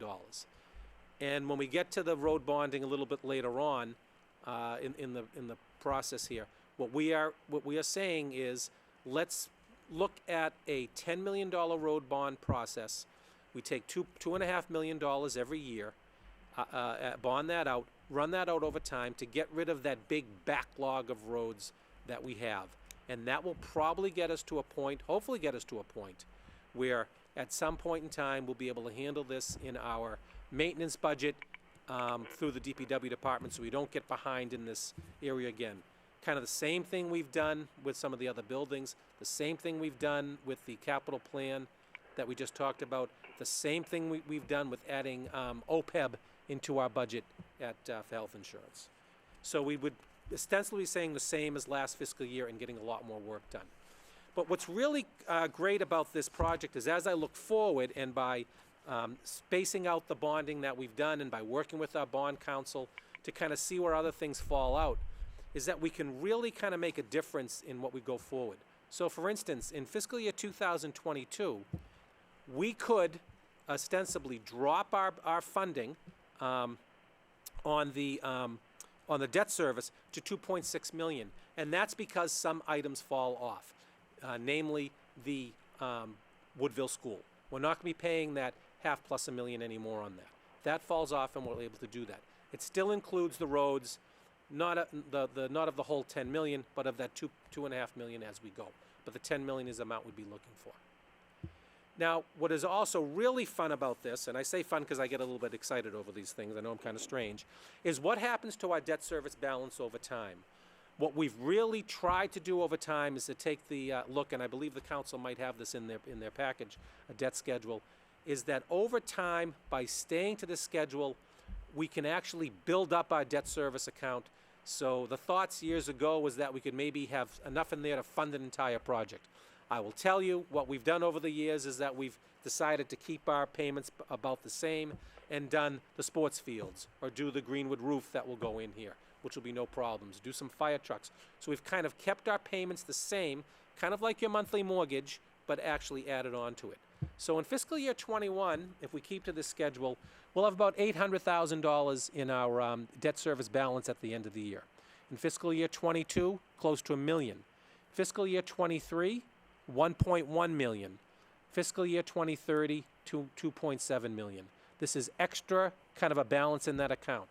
Now let me preface this with everyone. This is based on what we did estimated a few years ago in the bond market. I will tell you that unfortunately the bond market is not as good as it was a few months ago. However, I estimated this at 4%, which was very high. So I still feel we're in the ballpark. However, you know, we don't really know what's going to happen over time. So what I'm hoping is that maybe we can keep a little bit more in this account. Will go up, so we could do new budgets, new projects like the DPW barn going down the road, or perhaps in future years, if we decide to, maybe even reduce the appropriation. But I think that's sacrilege. That's kind of like getting rid of OPEB in the OPEB budget. I think it's important that we keep this way. I think that the bonding process that we've gone through has been really, really good and has done a great job with the town. And I want to thank the Finance Committee. We talk about this a lot. The Forecasting Committee talk about this a lot. And there's a lot of moving parts here. But I think the bottom line is that some big ticket items are coming off. We have some room to add these newer items, and keep our appropriation roughly the same, which is very important.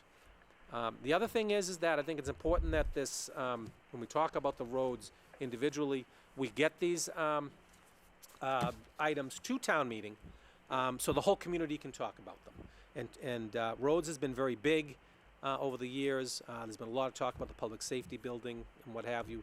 Those numbers that I have include all those in there, and it will certainly have room for the Greenwood School roof when that comes up as well. And hopefully a lot of the DPW barn. So, Mr. Chairman, I know that's a lot to throw at you guys at 9:30 at night, but I knew you wanted a little bit of a preface on that before we got forward. So I'm happy to answer any questions. I do think, Mr. Mayo, one thing that is important to, again, underscore is this is really separate and apart from the high school. Yes, yes. The high school would be done separately, would certainly be done separately. And as much as I'd love to say the high school could fit in here, the high school is going to be could be up to $100 million project, and that can't fit into this. And with that, too, I know we're talking about the $10 million, as you've pointed out in our meetings. That's not something that it comes over all at once. No. We're talking about doing that in stages, obviously. Right. I think what we'd like to have is I would want to go forward with an article and that's coming up a little bit later, to authorize the $10 million. We certainly don't want to have to spend it all at once. And for a couple of reasons. Number one, we can't do all the work at once, so why pay interest and principal back on money you're not going to use? Number one. And number two, we need to spread that out in order to make the payments work a little bit better. Right. So, thank you for that. I see that we have a request for a comment or question from Councilor Chines, so I'll turn it over to you, Councilor Chines. Thank you, Mr. Chair. I just wanted to add just a couple of comments. First of all, Mr. Mayo, thanks to you, Mr. Conway and Mr. Renaud, for spending the time going through this with myself and Mr. Dombrowski last week. I really appreciate the thought that's gone into this, the level of detail that the DPW has put into the analysis, and really the effort that's been made to make sure that we're talking about spending a significant amount of money wisely, and that we're spending it in areas where we'll get the most bang for our buck. I did just want to say I'm supportive of the bonding approach. I think because we have a backlog of road repairs that really do need to be addressed so that we don't increase our costs in the future, I think that bonding is the right way to do it. I do want to sort of emphasize, though, that I think as we think about getting through the backlog using bonding, I want to make sure that we don't get into this situation in the future. And so one of the things that I asked Mr. Mayo and Mr. Gill to think about and bring back to the council is really a fiscal policy on what's the right amount that we should be spending on roads, on sidewalks as part of our general operating budget every year, so that again, once we get through this backlog, we're not finding ourselves 5, 10, 15 years after that in a place where we've got to think about a large bolus of funding that we've got to either bond or fund in another way to make up for deferred maintenance on the roads. My hope is that by going with the bonding approach, we can kind of fix the backlog and then make sure that we put ourselves in the right fiscal footing to be able to avoid finding ourselves with a backlog in the future. I agree 100%, and I look at this the same approach that we've taken on capital, kind of having that budgeted every year. We've taken on the snow and ice budget. In the years ago, that was $293.5, which was crazy. Now it's probably in a pretty comfortable level we can handle every year. And I will tell you that both Joe Conway and Bill Renaud are thrilled to methodically increase their operating budget every year to cover this, because as we said as we saw on their presentation, I think it was it 1 meeting ago or 2 meetings ago? Everything seems to have melded together in the last few weeks. Is that by getting through this backlog, we move a lot of things that are require a lot of maintenance or a whole full redo to kind of preventative. And if we can get to that point through a lot of different scenarios, mainly by methodically increasing their operating budget, we can certainly do it. And we are committed to doing that methodically through the future, and that is part of our policy draft that we will look at in our current fiscal policy. So I do thank you for that.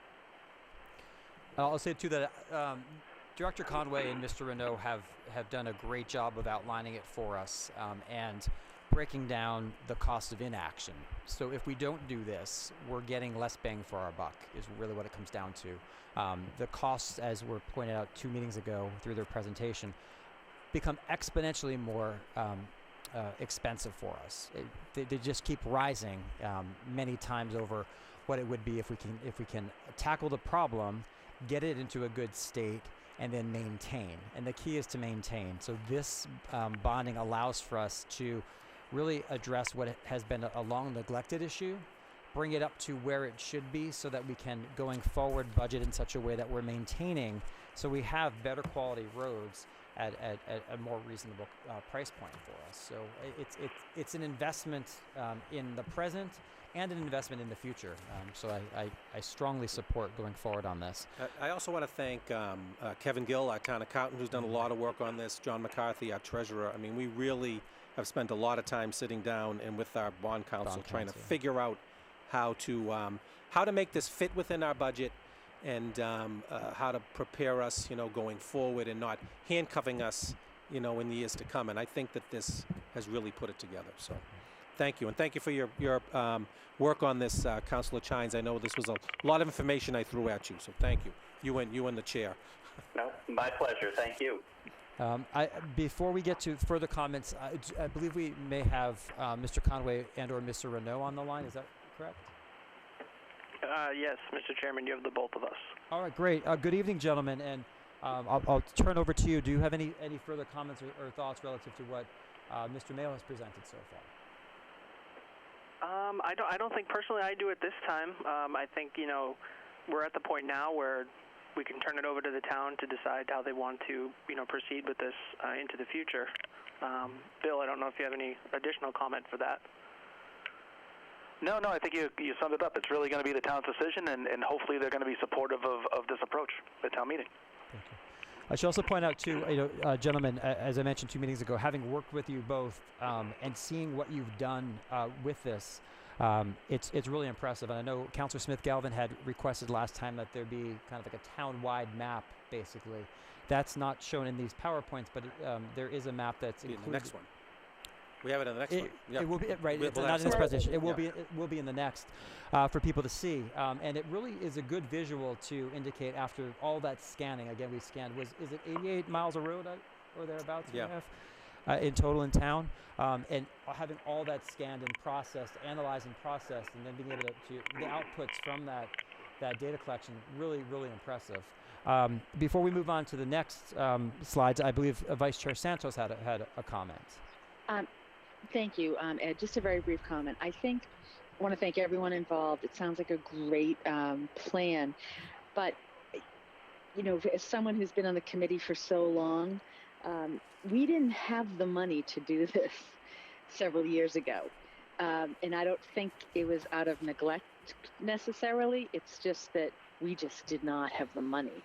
So now that we do, it's exciting that we're able to do some of these, to be proactive and to be preventative, and so we're not always catching up. I agree with you, Jonathan, on that point, but I don't think it was out of neglect that we didn't do it. I just really think we're in a better place than we were 9-10 years ago. Thank you. I think Vice Chair Santos, as Mr. Mayo was saying, even things like capital planning, I'm sure you recall capital planning not being as healthy as it is today.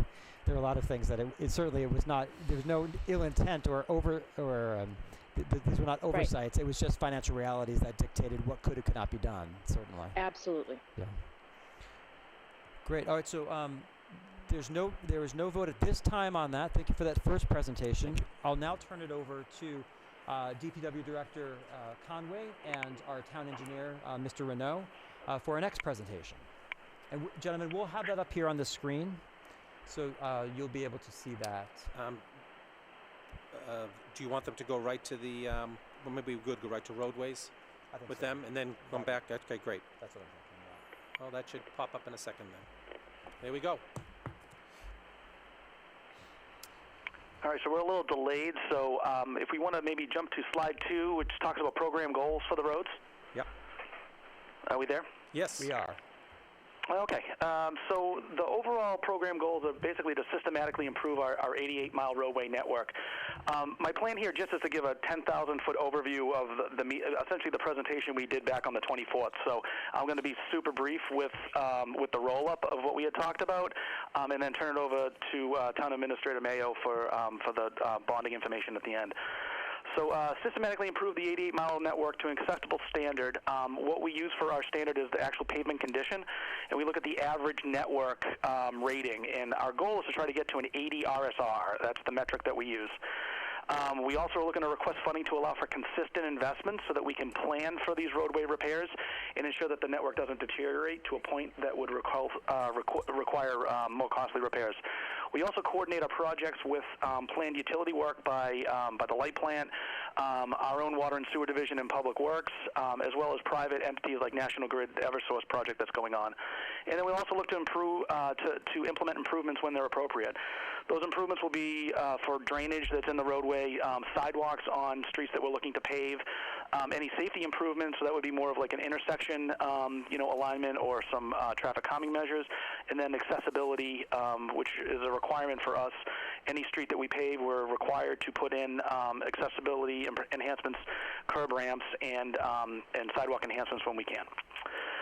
So if you go to the next slide, it talks about current backlog. So this is basically a snapshot of where we are 2020. You'll notice really the big nugget is the roll-up at the bottom, the total cost, $19,600,000 of current backlog. And what you want to take out of this is that essentially right now, about 59% of our network, so I'm looking at the minor rehabilitation and the major rehabilitation, 59% need to have some type of major reconstruction done, whether that be a mill and overlay when we grind the road down and replace that top layer of asphalt, or a major rehabilitation when we grind the whole road down to the gravel, regrade it, and pave 2 layers of asphalt. Obviously, the major rehabilitation is a much more costly repair, and as these roads continue to deteriorate, they get into that major rehabilitation band, which is going to be much more costly.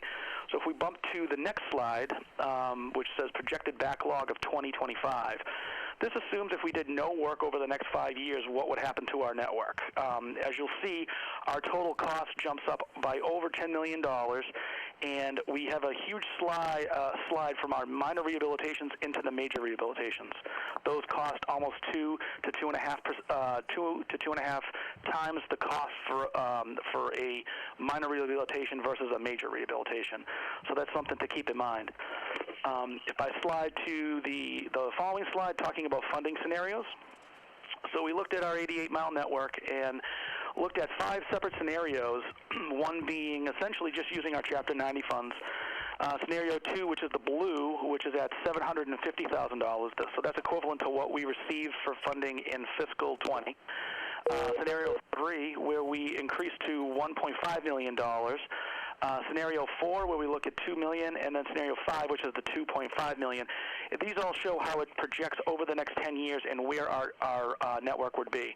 So currently, we're at a 71 RSR for the town-wide network. Our goal in the target line is the 80 RSR. So we're trying to get up to that level over the next 10 years. So if you look at the green, that's the Scenario 5 of the $2.5 million annually. That's what we're looking to do over the next 10 years to get up to that target line. We'd also be looking at other potential funding sources as well, besides just the proposed bonding article. So if I jump to the next slide, funding sources for fiscal 20. It talks about how we fund our roads. If you look from I'm kind of going in a clockwise from the bottom left. Roadway article, we get right now $750,000 in the roadway article for fiscal 20. We get Chapter 90 state aid of $673,000. Grants, we were successful in obtaining a complete street grant for $400,000. That's going to be targeted towards the Albion Street sidewalks. That's currently in design now. Road revolving fund, approximately $75,000. That is road cut fees that we collect. About 2 years ago, we instituted a new life cycle maintenance fee. So as people puncture the road, we get paid money into an account that we can then turn back into the roads to make. Usually, we're going to target these as smaller repairs in the maintenance levels of our plan, and then the operating budget. And again, operating is going to be again in those maintenance types of projects, and we have about a little over $200,000 in our annual operating budget. If we look to the next slide, funding sources for 2021. What this does is, so it looks at what we would be looking at total roadway funding for next year. The proposed roadway bond of $2.5 million. The Chapter 90 state aid stays level funded, assuming it stays level funded. There's some dialogue at the State House that it may increase a small amount, but we're assuming a level fund for our planning purposes. The Eversource paving work that's going on. So we're going to receive the equivalent of about $950,000 of work from Eversource. Biggest problem with this, though, is that it's not all on streets that we would target for repaving. So some of these streets wouldn't probably be touched for the next 15 years or even longer than that. So, while it seems great that we're getting, $950,000, it's not really all being applied towards the program. Future grants that we're looking at MVP action grant for $1 million, which would be essentially a repaving of the section on Main Street from Carriage Lane to Salem Street. That $1 million would include a ton of enhancements for the lake water quality as well as the repaving. But that's something that we're actively preparing an application for now. We also have the Envision Wakefield TIP project at $25 million. That's probably a little bit further out, but that's something that we're still working towards in fiscal 21. Our road revolving fund, we're assuming the $75,000 as a level fund for that, again, from road cuts. And then the operating budget also was level funded at a little over $200,000 for fiscal 21. Slide 8 looks at our preliminary plan for the next 3 years, about 4.27 miles of road in fiscal 21, 5.5 in fiscal 22, 4.26 in fiscal 23. That's shown in the graphically on the maps on the map on the slide. And if we jump to the next slide, and this is what Councilor Dombrowski was mentioning previously. Our ninth slide talks about the current status of the town-wide repair methods. So this has all streets that are either public colored. If you see a street that's grayed out, that's because that's a private street. But this basically highlights our entire town. It gives you an idea of where your road would sit on, our maintenance curve. Whether we be looking to defer it, look to crack seal it, small patching, or some real major rehabilitation or minor rehabilitation work. And with that, I'll turn it over to Steve to discuss the road bond piece. Well, thank you very much, Bill. This is really what I spoke on before. That we look at the proposed road bond together with all other potential bonded projects. We're proposing to take the $750 from the annual roads article and $125 from the sidewalk article that we use in fiscal year 2020 to put into the debt service account. This creates a substantially equal level of the tax levy, and it doesn't go up either, which is nice. So it's kind of a no, it doesn't go up. I think this could allow for a reduction in the annual debt service, as I said before. We could allow for a gradual, and I'll say we will allow for a gradual build up the DPW budget dedicated to roads and sidewalks. This approach will build up the debt service fund for future projects, and most importantly, will substantially improve the condition of the town's road and sidewalk networks and reduce the current project backlog at a reduced price, is what we're trying to do. Another thing that we can have online, and I think it was in the packet for the town council, so it probably is in the packet of this meeting, is a alphabetical listing of every road in Wakefield. It's not on the screen here, but it takes your road and you can see what its RSR value is, and what we think it is and what we are estimating the cost right now. And what's really cool about this is that the actual program goes out on each street, and I think it's every 10 feet, if I'm not mistaken, Mr. Renault? Takes a snapshot every 10 feet of the road, correct? Yes. Yeah, so every 10 feet, each road is looked at, and it really is quite a program, and then they go back and they look at how old is it, how many how much usage it gets from traffic, and that's how we get these numbers and where these RSR factors are. So it's not, it's not willy-nilly, it's not what we think, but it is a very scientific approach, and I believe this is on the packet, so you can actually look at your road online and say, hey, where is it, and see where that might fit into the schedule. So great job by our DPW. I really appreciate it, guys. I should also say, too, with that, Mr. Mayo, when I spoke with Mr. Renault a number of months ago about this incredible scanning technology, he actually wanted to wait a bit because he said, we're going to get even more precise information. Yeah. And so this is actually, I think, Mr. Renault, we got this end of 2019, early 2020, right? This most recent data. And so it's really the most current we could be working with. Correct. Yeah. Which puts us in a really good position because we're talking about a long-term project here, no question. But I think it's a worthwhile investment in something that needs to be done, and this comprehensive approach is the best way to get the most bang for our buck, as from a taxpayer investment perspective. So I think it's really exciting stuff that we're Vice Chair Santos's point. We're in a unique position in that we're able to do this.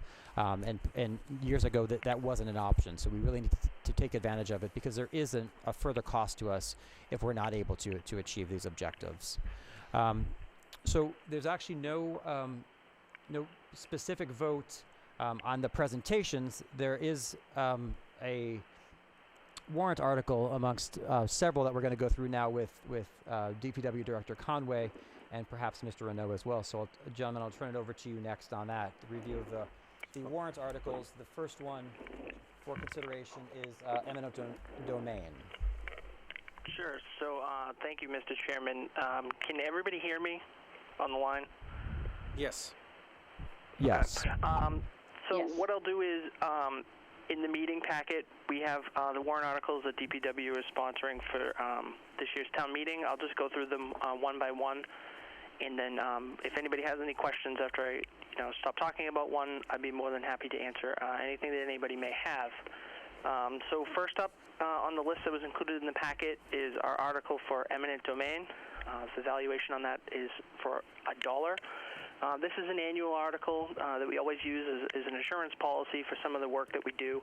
And basically what it's allowing us to do and the council to do is to take land and conveyances or easements for the purpose of infrastructure improvements. This is something we try not to use, and I don't have any recollection of actually having to go forth and use this. Typically we can work out a relationship with whoever we're working with, but it's something that we always put in because you never know what the future may hold. So if there's any questions, I'll answer them. If not, I'll proceed on to the next. No, why don't we take a vote? We can actually take them one by one. Yeah, we can vote them and just move them along. So with that, I will entertain a motion to approve this warrant article, and after it's seconded, we can have discussion. So moved, and Santos. Moved by Vice Chair Santos. Do I have a second? Second, this is Jonathan. Seconded by Councilor Chines. All right, so with that, any discussion on this first warrant article, eminent domain? And that's for $1. Right. Okay. $1. Hearing none, the motion before you is the approval of the eminent domain article to move on to town meeting. We'll go roll call vote. Vice Chair Santos? Yes. Councilor Smith-Galvin? Yes. Councilor Butt? Yes. Councilor Chines? Aye. And Chairman Dombrowski, 5-0. That motion carries unanimously. Moving on to refuse, recycling, and yard waste, Mr. Conway.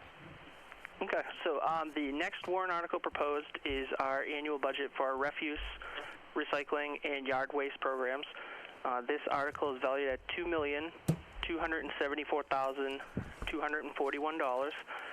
This is an annual article we do to fund curbside collection of refuse, recycling, our CRTT programs, and our yard waste site.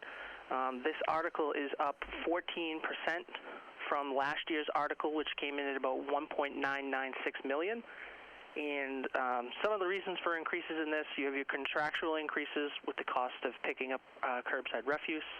There's also a contractual increase with the curbside collection of recycling. The biggest increase in this is the increase in what we're paying for our disposal prices at the tipping scales. of the processing plants. One of the things that's going on in Massachusetts right now is there is a large increase that's felt throughout the region with the price of what it actually costs to dispose of or to take our refuse and turn it from waste to energy at Covanta and Haverhill, where we currently are. Public Works has taken that contract out to 6 different places, 3 of which had told us no, and 2 more have come in higher than the proposed fiscal 21 price of $90 per ton. This is an increase of 30%. Currently, right now, we're paying $69.46, and as of July 1st, it will be subject to $90. Some other things in here that this article is funding is obviously running our yard waste program, processing, some of the leaves and gravel and different things that we turn into compost down at our Nahan Street yard waste site. This also funds Household Hazardous Waste Day, our education program for the 3rd grade in Greenwood. It also covers some things related to public outreach and trying to reduce the waste stream. This is something that I had originally thought to include into the PDF, but I have to apologize that it did not make it into it for the consideration in this packet. If this is something that the council were to look at, so going up 14% in the year is obviously, quite a big tick. If the council was to consider a change to our bulk program programmatically, and we were to implement a pay-as-you-throw type scenario for that, there are some opportunities to offset this budget a little bit. So with that being said, we average about 7,900 bulk pickup stops a year. And that's just a cumulative average from 2015 to 2019. At 100% participation rate and a fee assumed at $25, there's the potential for a $197,500 offset. And at 50%, we have the potential for a $98,750 offset. Something to digest, I think, knowing that this is coming up. But for the purpose of this article, $2,274,241 is what it's going to take to keep this going for fiscal 21. Thank you, Mr. Conway. I'll entertain a motion for the approval of this article to advance a town meeting as detailed by Mr. Conway. So moved, Ann Santos. Second, and Julie Smith-Galvin. Moved by Vice Chair Santos, seconded by Councilor Smith-Galvin. Any discussion? Yeah. Hi, this is Julie Smith-Galvin. Councilor Smith-Galvin. Given that we don't have this in our packet, and it sounds like there are some interesting things to discuss, Steve and Joe, is there an opportunity to maybe discuss this at the next meeting and bring in a lower number that takes into account I can answer. Measures? Yeah, I can answer that. It would be an offset, so I would still want to vote this amount, because we don't know what would happen but it would be like getting more fees to offset it on our budget instead of tax levy. So yes, I think we should bring that in, but I think for this budget we would still say, hey, what if no one complied and we wouldn't know? We wouldn't want to be caught short. So yes, I agree, but I'd look at it as any other income we had coming in to offset any budget. Okay. And is this a contract that we negotiate annually? So refuse is one that was just entered into JRM when the program switched, which was a 5-year contract. Our recycling contract is also with JRM. That is subject to end in 2021. For the refuse disposal, which is the third piece to this, that's also a 5-year contract that would be beginning in fiscal 21 and up for renegotiation 5 years into that. So it wouldn't be annually. The article is annually to fund it annually. Mm-hmm, I understand that. Yeah. Yeah, but those three core services to this are contractual agreements that the town has entered into. Any changes outside of that would, be maybe to the yard waste program or different things related to, the other pieces to this. And so 2 out of the 3 components we're in the first year of a 5-year negotiated contract. You are in, yes, correct. So you saw an increase a 3% increase in the collection of refuse, a 3% increase in the collection of recycling. The big number jump is the market for refuse disposal is tightened up. There have been some places in the 495 area, I believe Chicopee, and there's one other plant that was actually closed. And it's had a lot of people scrambling to find room for their tonnage to be available. So with that being said, and it getting harder for things to be thrown away and processed, we're trying to get out of the waste stream. The market has shifted the price, and we're feeling the cost at that point. Yeah, no, I know what the market's about. I guess given that this is not in our packet and people haven't had a chance to see it, and the likelihood of the town meeting being postponed, I'd really like to postpone this first, just so we can have a more fulsome discussion about it. So the breakout is in the packet. Is it? Yes. What did you say wasn't in the packet? Oh, basically the council was to think about potentially offsetting the increase in this cost with a pay-as-you-throw change, a programmatic change. Okay. Okay. Okay. Then we can move forward. I know this is coming, Stephen, and I talked about it, and your team, Joe, as well. So your team everybody's been excellent on this. I just, I think we probably do need to have some conversations about some of those offsets, but Correct. I'm okay moving forward then. Yeah.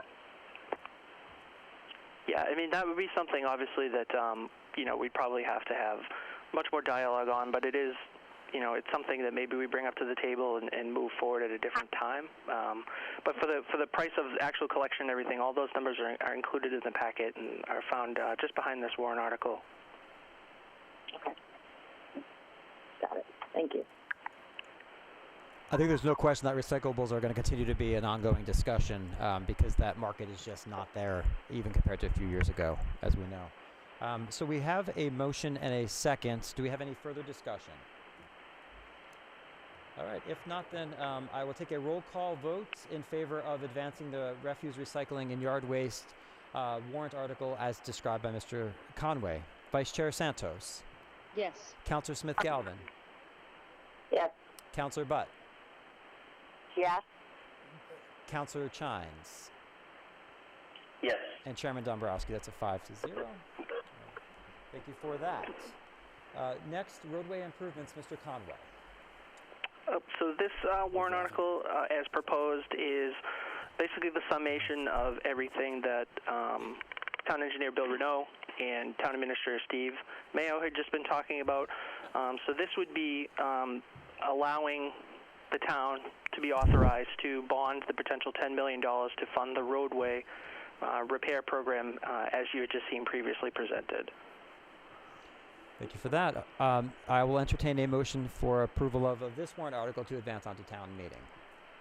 And Santos, so moved. Moved by Vice Chair Santos. Do I have a second? This is Jonathan, second. Seconded by Councilor Chines. Any further discussion? Hearing none, the motion before you is the advancement of the road improvements article as described. Roll call vote. Vice Chair Santos. Yes. Councilor Butt. Yes. Councilor Smith-Galvin. Yes. Councilor Chines. Aye. And Chairman Dombrowski. Yes, that's a 5-0. That warrant article moves forward. Thank you. Next is item 9D, the revolving amounts for roadways. I'll turn that over to Mr. Conway.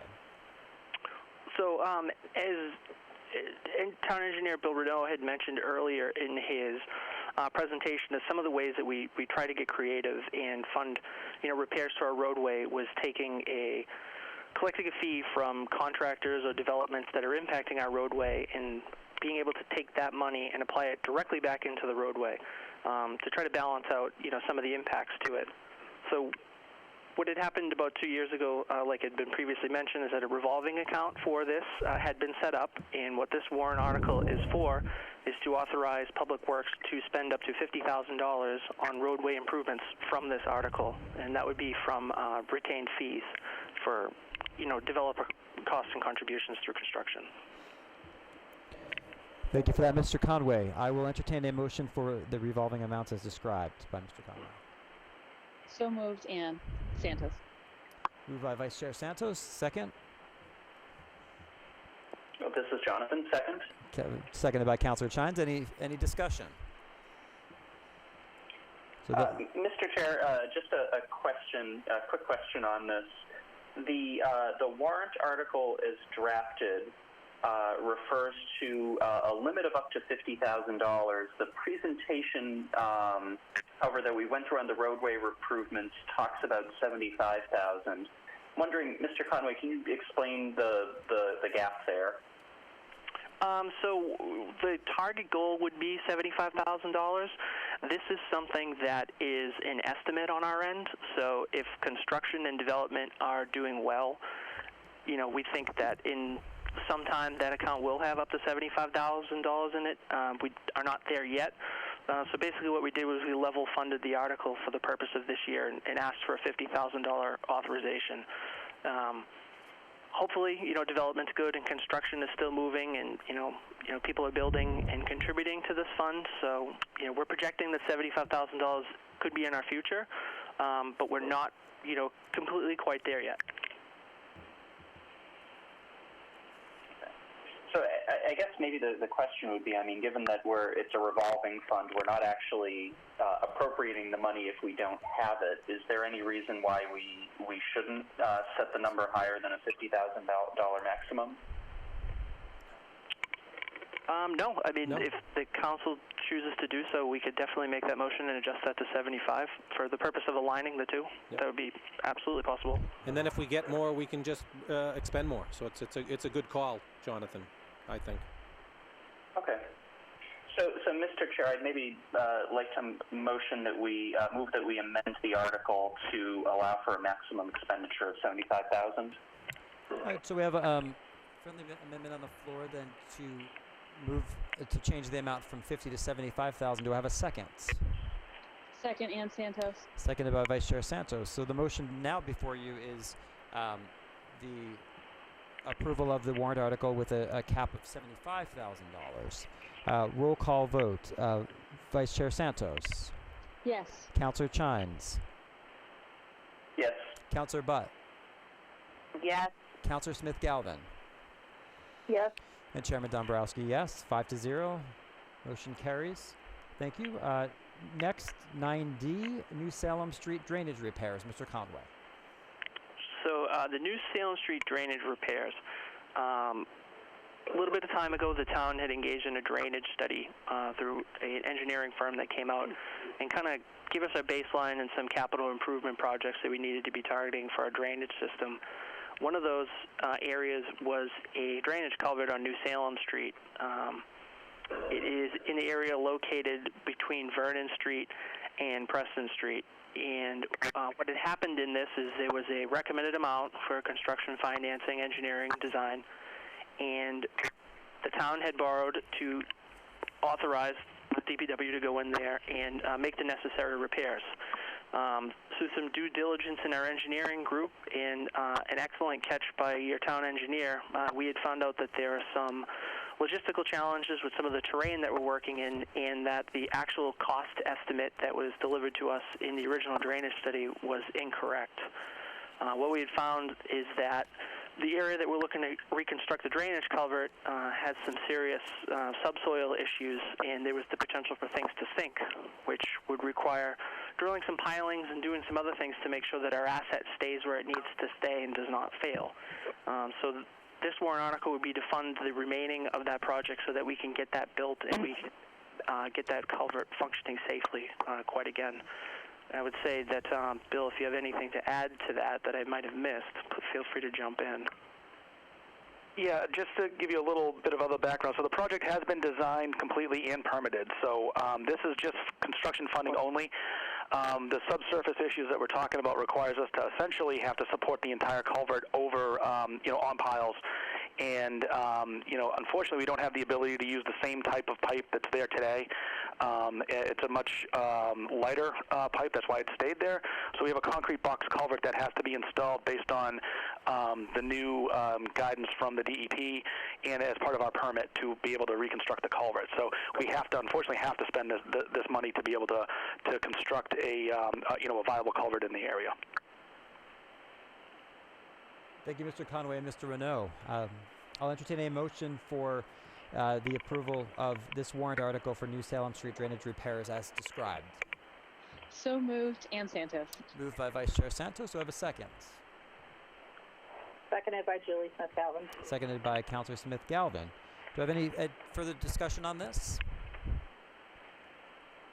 So the motion before you is the approval of the warrant article for New Salem Street drainage repairs in the amount of $800,000. Vice Chair Santos. Yes. Councilor Smith Galvin. Yes. Councilor Butt. Yes. Councilor Chines. Yes. And Chairman Dombrowski, yes. The motion carries 5-0. Walton Lane Betterment, Mr. Conway.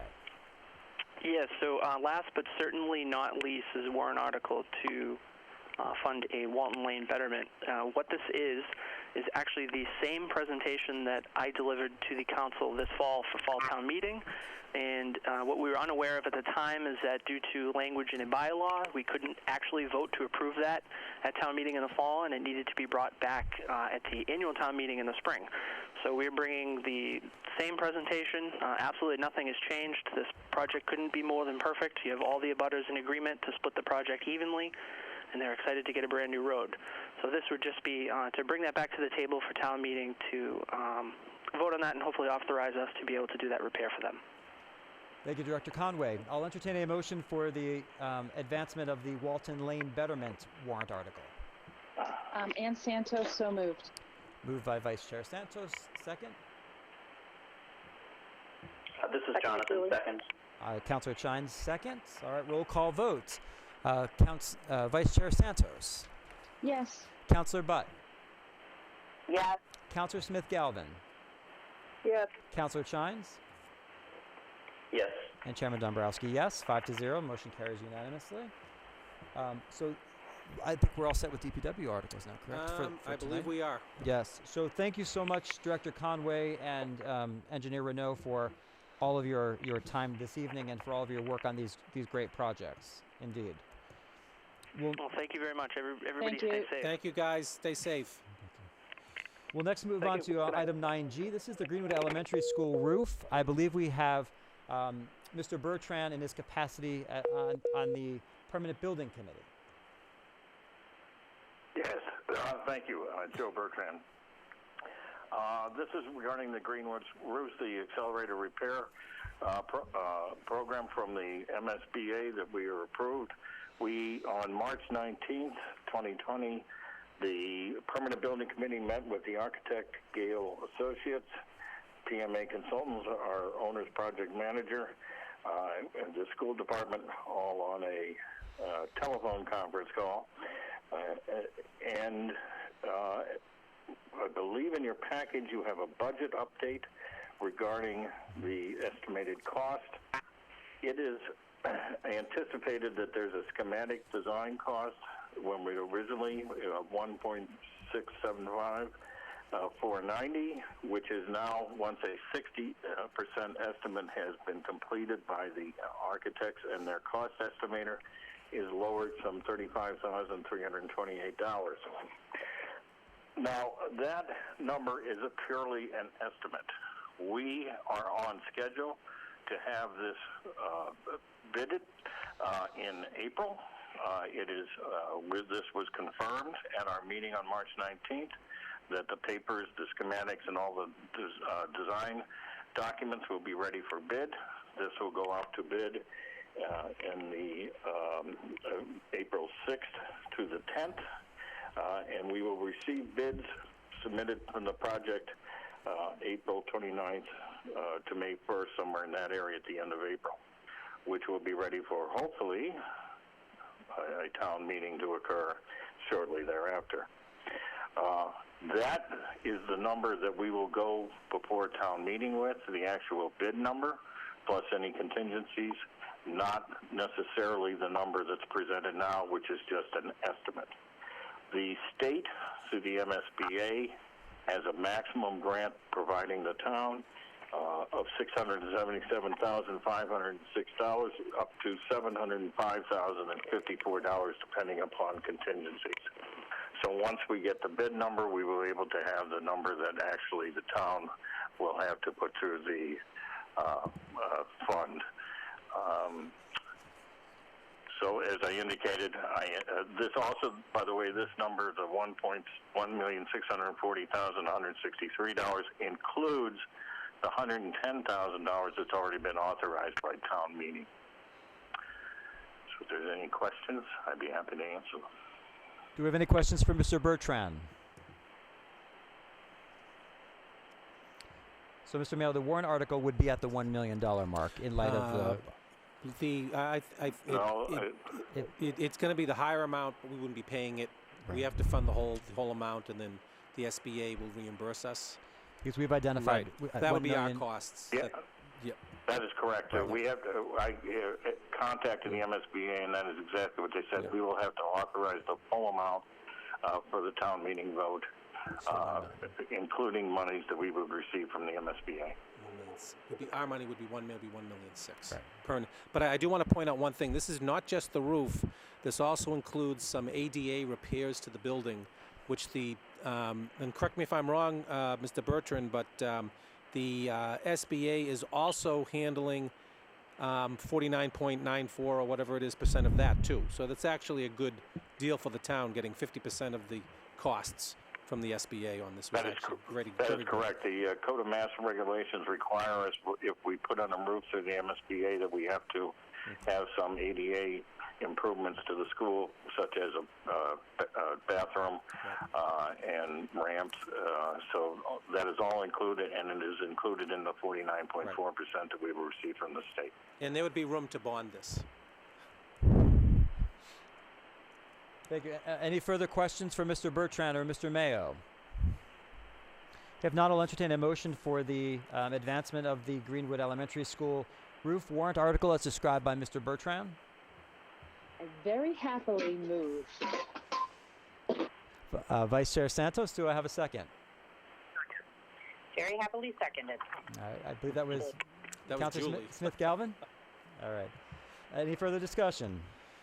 Hearing none, the motion before you is the Greenwood Elementary School roof warrant article. Roll call vote. Vice Chair Santos. Yes. Councilor Smith-Galvin. Yes. Councilor Chines. Yes. Councilor Butt. Yes. And Chairman Dombrowski, yes. 5-0. The warrant article advances forward. And thank you very much, Mr. Bertrand, for hanging in there with us this evening. We really appreciate it and all of your hard work. No problem. Glad to see everybody happily voting. Indeed. And our final warrant article this evening is the warrant article for the cable TV public access, the WCAT enterprise. I'll turn over to Mr. Is Kevin, are you still with us? Yes, I am. Oh, Kevin, you can jump in for me then. Okay. This article here coincides with the budget that was passed earlier for cable access TV. This is a requirement by the Department of Revenue that they want all communities handling these cable funds the same way. So this article at town meeting, we would need to accept Mass General Law, Chapter 44, Section 53F.5, to set up a enterprise fund for the cable TV public access funds. Yeah, that's exactly what I didn't have the Mass General Law with me, but we already kind of set up the amount that goes in, but we have to have a fund to put it in. So that's all this does is set up the fund. Exactly. Correct. So, thank you, Mr. Gill, for that. So with that, I will entertain a motion for the approval as detailed by Mr. Gill. So moved, Ann Santos. Vice Chair Santos moving. Do I have a second? This is Jonathan, second. Councilor Chines, second. All right. Any further discussion? Hearing none, the motion before you is the WCAT Enterprise warrant article as described by Mr. Gill. A roll call vote. Vice Chair Santos. Yes. Councilor Chines. Yes. Councilor Butt. Yes. Councilor Smith-Galvin.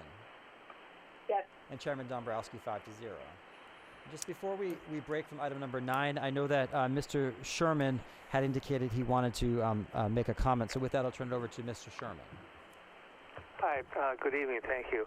I just want to give the council a little bit of a heads up on where we think we are in the budget for fiscal year 21 in total. At this point, based on my calculations, we're about $875,000 short between revenue and spend. So roughly $875,000 will have to be taken out of free cash. And that's okay for 1 year. We have sufficient free cash. But going forward, it doesn't improve. We're taking about $1 million out every single year based on where we are today. And one of the reasons that I'm normally very optimistic about something like local receipts. We have a running discussion between Kevin, Steve, and myself regarding who's buying dinner when we predict what local receipts are going to be. I've downgraded our local receipts substantially from where we were because of hotels and meals taxes, which I think are going to be knocked down substantially, and vehicles will be knocked down substantially as well in terms of excise taxes. So I just want to share with the town council my concern that our revenue numbers for 2021 are going to be substantially less than what we've normally received or might expect to receive. And I'm just throwing this out as a cautionary tale that 2021 we can vote some budgets and we can set them up this spring, but I suspect we'll be forced to make some changes into the future, and so we just need to be cautious on where we spend our money. Thank you very much, Mr. Sherman. I think that's an important point, certainly. Any questions or comments for Mr. Sherman? Thank you, Dan. Thank you, Mr. Sherman. Thank you, Mr. Chair, this is... Go ahead, sorry, Councilor Mr. Chair, this is Shines. Jonathan. Just a quick question, and I may have missed it in your remarks, Mr. Sherman. The $875,000 gap, is that inclusive of the lowered projections for the local option taxes, or do you see the really likelihood that local option taxes will be lower than historic? Is that sort of in addition to the $875,000 gap? No, it is not. For fiscal year 19, we received $8.25 million in local receipts. I kept that level for 20, and for fiscal year 21, I lowered it to $7.5 million. That might be a little too optimistic, but I'm using $7.5 million to get to the $875. And that 7.5 might be optimistic, so that's where I am now, though. Okay, great. Thank you. Thank you for that, and thank you again, Mr. Sherman, for hanging in there so long this evening. I know we've gotten a lot of ground covered, but thank you for your participation and your commitment. Thank you. Have a good evening. Thank you, Dan. We have two items under item number 10. You'll recall that a couple meetings ago there was a very generous offer by the Wakefield, the WCNA, Wakefield Center Neighborhood Association, to create a new entryway to the Spalding Street playground. And pursuant with our policy, there was an open public comment period. And I believe we have Madam Clerk Dalton on. Is that right? Yes, I'm here. And Madam Clerk, we did not receive any public comments relative to that proposal, correct? Yes, that is correct. Okay. So with that, we're now at a point where I can entertain a motion with our thanks to WCNA for this proposal, and then we can take a second and then vote on it after discussion. So moved, Ann Santos. Moved by Vice Chair Santos. Do I have a second? This is Jonathan, second. Seconded by Councilor Chines. Any discussion on this? Hearing and seeing none, the motion before you then is the approval of the playground entrance as previously detailed by WCNA for the Spalding Street playground on the Lower Common. A roll call vote. Vice Chair Santos. Yes. Councilor Chines. Yes. Councilor Smith-Galvin. Yes. Councilor Butt. Yes. And Chairman Dombrowski, yes. 5-0. Motion carries unanimously. Item 10B relates to the community garden, a similar situation in that the community garden presentation was made by Town Administrator Mayo back 2 meetings ago. We had it open for a public comment period, and in this case we actually did receive one public comment. The public comment is from a Michael Ryan, who provided that it's provided in your packets. And Mr. Mayo, he raised a number of different considerations. Rather than going through the entire letter, I can just identify the bulleted points. So Mr. Ryan is saying that he respectfully is requesting the town address these following issues: expanding the parking area at JJ Round to include paving and designated spaces, designating 2-hour parking on Main Street along the length of the park, designating Charles Street resident permit parking only, Monday through Friday, 8 a.m. to 6 p.m., providing additional trash receptacles throughout the park area, and stepping up the upkeep and maintenance of the field and the park area, as he believes it has not been given the same attention as other parks in town. Okay, certainly the 2-hour parking on Main Street and the Charles Street have been already sent over to the Traffic Advisory Committee to weigh in on that. They will have, Lieutenant Anderson will set up a meeting for that at some point. It's not going to happen right away because of, what's going on in the world. As far as expanding the parking area JJ Round, I think that the parking area there is kind of sloped. It's dirt. It's gravel. I don't know how you would expand that into. We'll certainly look at that, but certainly I don't believe that's going to happen, nor do I really think that that's necessary. I think there's plenty of parking there, personally. We are going to certainly provide additional trash receptacles in the garden area. In fact, it was shown on the plan, and we will look to do that in the park as well. And we certainly have the DPW guys give it a little bit more robust attention. We just did a new playground there, so it is deserving of it. So we'll do most of those, and we'll monitor that, and we'll monitor the parking too. But right now, there is no money in the cards for that parking area. Right. Oh, okay. Thank you, Mr. Mayo, for that. Councilors, do we have any comments from the body? Okay. Hearing and seeing none, I'll entertain now that the comment period has expired, I'll entertain a motion for the approval of the community garden as previously detailed before this body by Mr. Mayo. So moved, Dan Santos. Moved by Vice Chair Santos. Seconded. Seconded by Smith Galvin. Julie Smith Galvin. All right. Any further discussion? Hearing none, the motion before you is the approval of the community garden. Roll call vote. Vice Chair Santos. Yes. Councilor Smith Galvin. Yes. Councilor Butt. Yes. Councilor Chines. Yes. And Chairman Dombrowski, yes. 5-0. The motion carries unanimously. Thank you for those votes. And we'll be wrapping up with the approval of licenses. We have 3 different licenses before you this evening. These are included in the packets. This is item number 11. The first is a common victular license for Carol's Cafe at 39 Tuttle Street. I'll entertain a motion to that effect.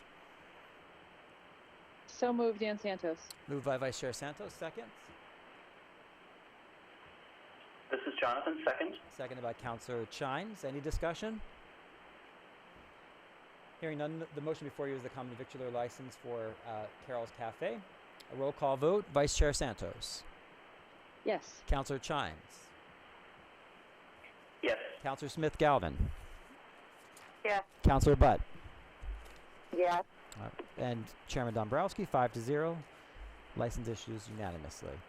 Next is item number 11-2. The applicant is seeking approval of a new common victular license for Cafe 101, Hobbsbrook, and this is a cafe located at Edgewater Place. I'll entertain a motion to that effect. Mr. Chairman, I think you can take all those 101, 201, 401, 500, and 701. Right, excuse me, yeah. So we have Cafe, thank you, Mr. Mayo. Yep. So we have Cafe 101, 201, 401, 500, 701, all at Edgewater Place. Right. And all this is a change in management. Right. Yeah. So moved, Dan Santos. Moved by Vice Chair Santos. Do I have a second? Second by Councilor Butt. Jonathan, second. Seconded by Councilor Butt. All right, any discussion? Hearing none, the motion before you is as just described. Roll call vote. Vice Chair Santos. Yes. Councilor Butt. Yes. Councilor Smith Galvin. Yes. Councilor Chines. Yes. And Chairman Dombrowski, yes. 5-0. Motion carries. The final license is an entertainment license. The applicant is seeking approval of a new entertainment license for Carol's Cafe at 39 Tuttle Street. entertain a motion to that effect. So moved, Ann Santos. Moved by Vice Chair Santos. Do I have a second? Yes, Counselor Butt, second. Councilor Butt, second. All right. Any discussion? Hearing none, the motion before you is the entertainment license for Carol's Cafe, 39 Tuttles Street. Roll call vote. Vice Chair Santos. Yes. Councilor Butt.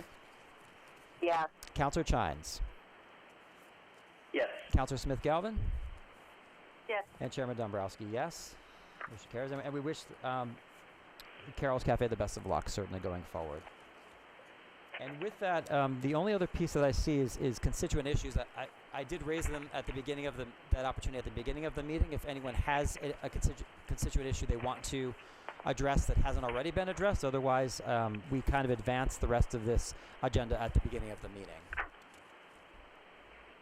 Hearing and seeing no constituent issues, then I will enter. I should ask, does anyone briefly have any announcements or acknowledgments to be made this evening? Just one thing, Mr. Chairman. I just want to thank the council. This is a time where I think the town really needs to see that the council is still working and moving forward, and under not the most ideal situations. I think WCAT did a great job. I've had some people say that it appears pretty well on WCAT. So I do want to thank the town. Long night, but really getting the work done. I think that's important.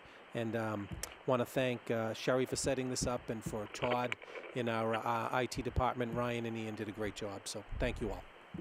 Indeed. I would echo the same. I mean, this is rather primitive. We don't have through WCAT video capability just yet for these sorts of meetings, and so I appreciate all those that had participated via telephone in this telephone conference setting. And it is important. It's important to make sure we get the information that we have about local response to COVID-19. First and foremost, health and safety of our residents is the top priority of the town council and the town. I want to thank again Mr. Mayo for your incredible work thus far in dealing with this crisis, and it truly is a team effort. I want to thank Sherry Dalton as well, who's been incredibly helpful in all of this. Certainly Jen McDonald from our communication standpoint, our emergency management director Walsh, our health agent Clay. It really is a collaborative team effort, but ultimately it's been led by Mr. Mayo, and so I thank you for that, certainly. Any other further comments? All right, so hearing none, then council, I will entertain a motion for adjournment. So moved, Ann Santos, with thanks to all. Moved by Vice Chair Santos with her thanks. So we have a second. This is Jonathan, second. All right, Councilor Chines seconded. All right, assuming no discussion, all those in favor? Aye. Aye. Thank you. And with that, our next regularly scheduled town council meeting will be April 13th, 2020 at 7 p.m. In the event that we need to convene a meeting prior to that, the town council will do that on an expedited basis. But otherwise, I thank all of you for watching, and be well, Wakefield. Good night. Thank you.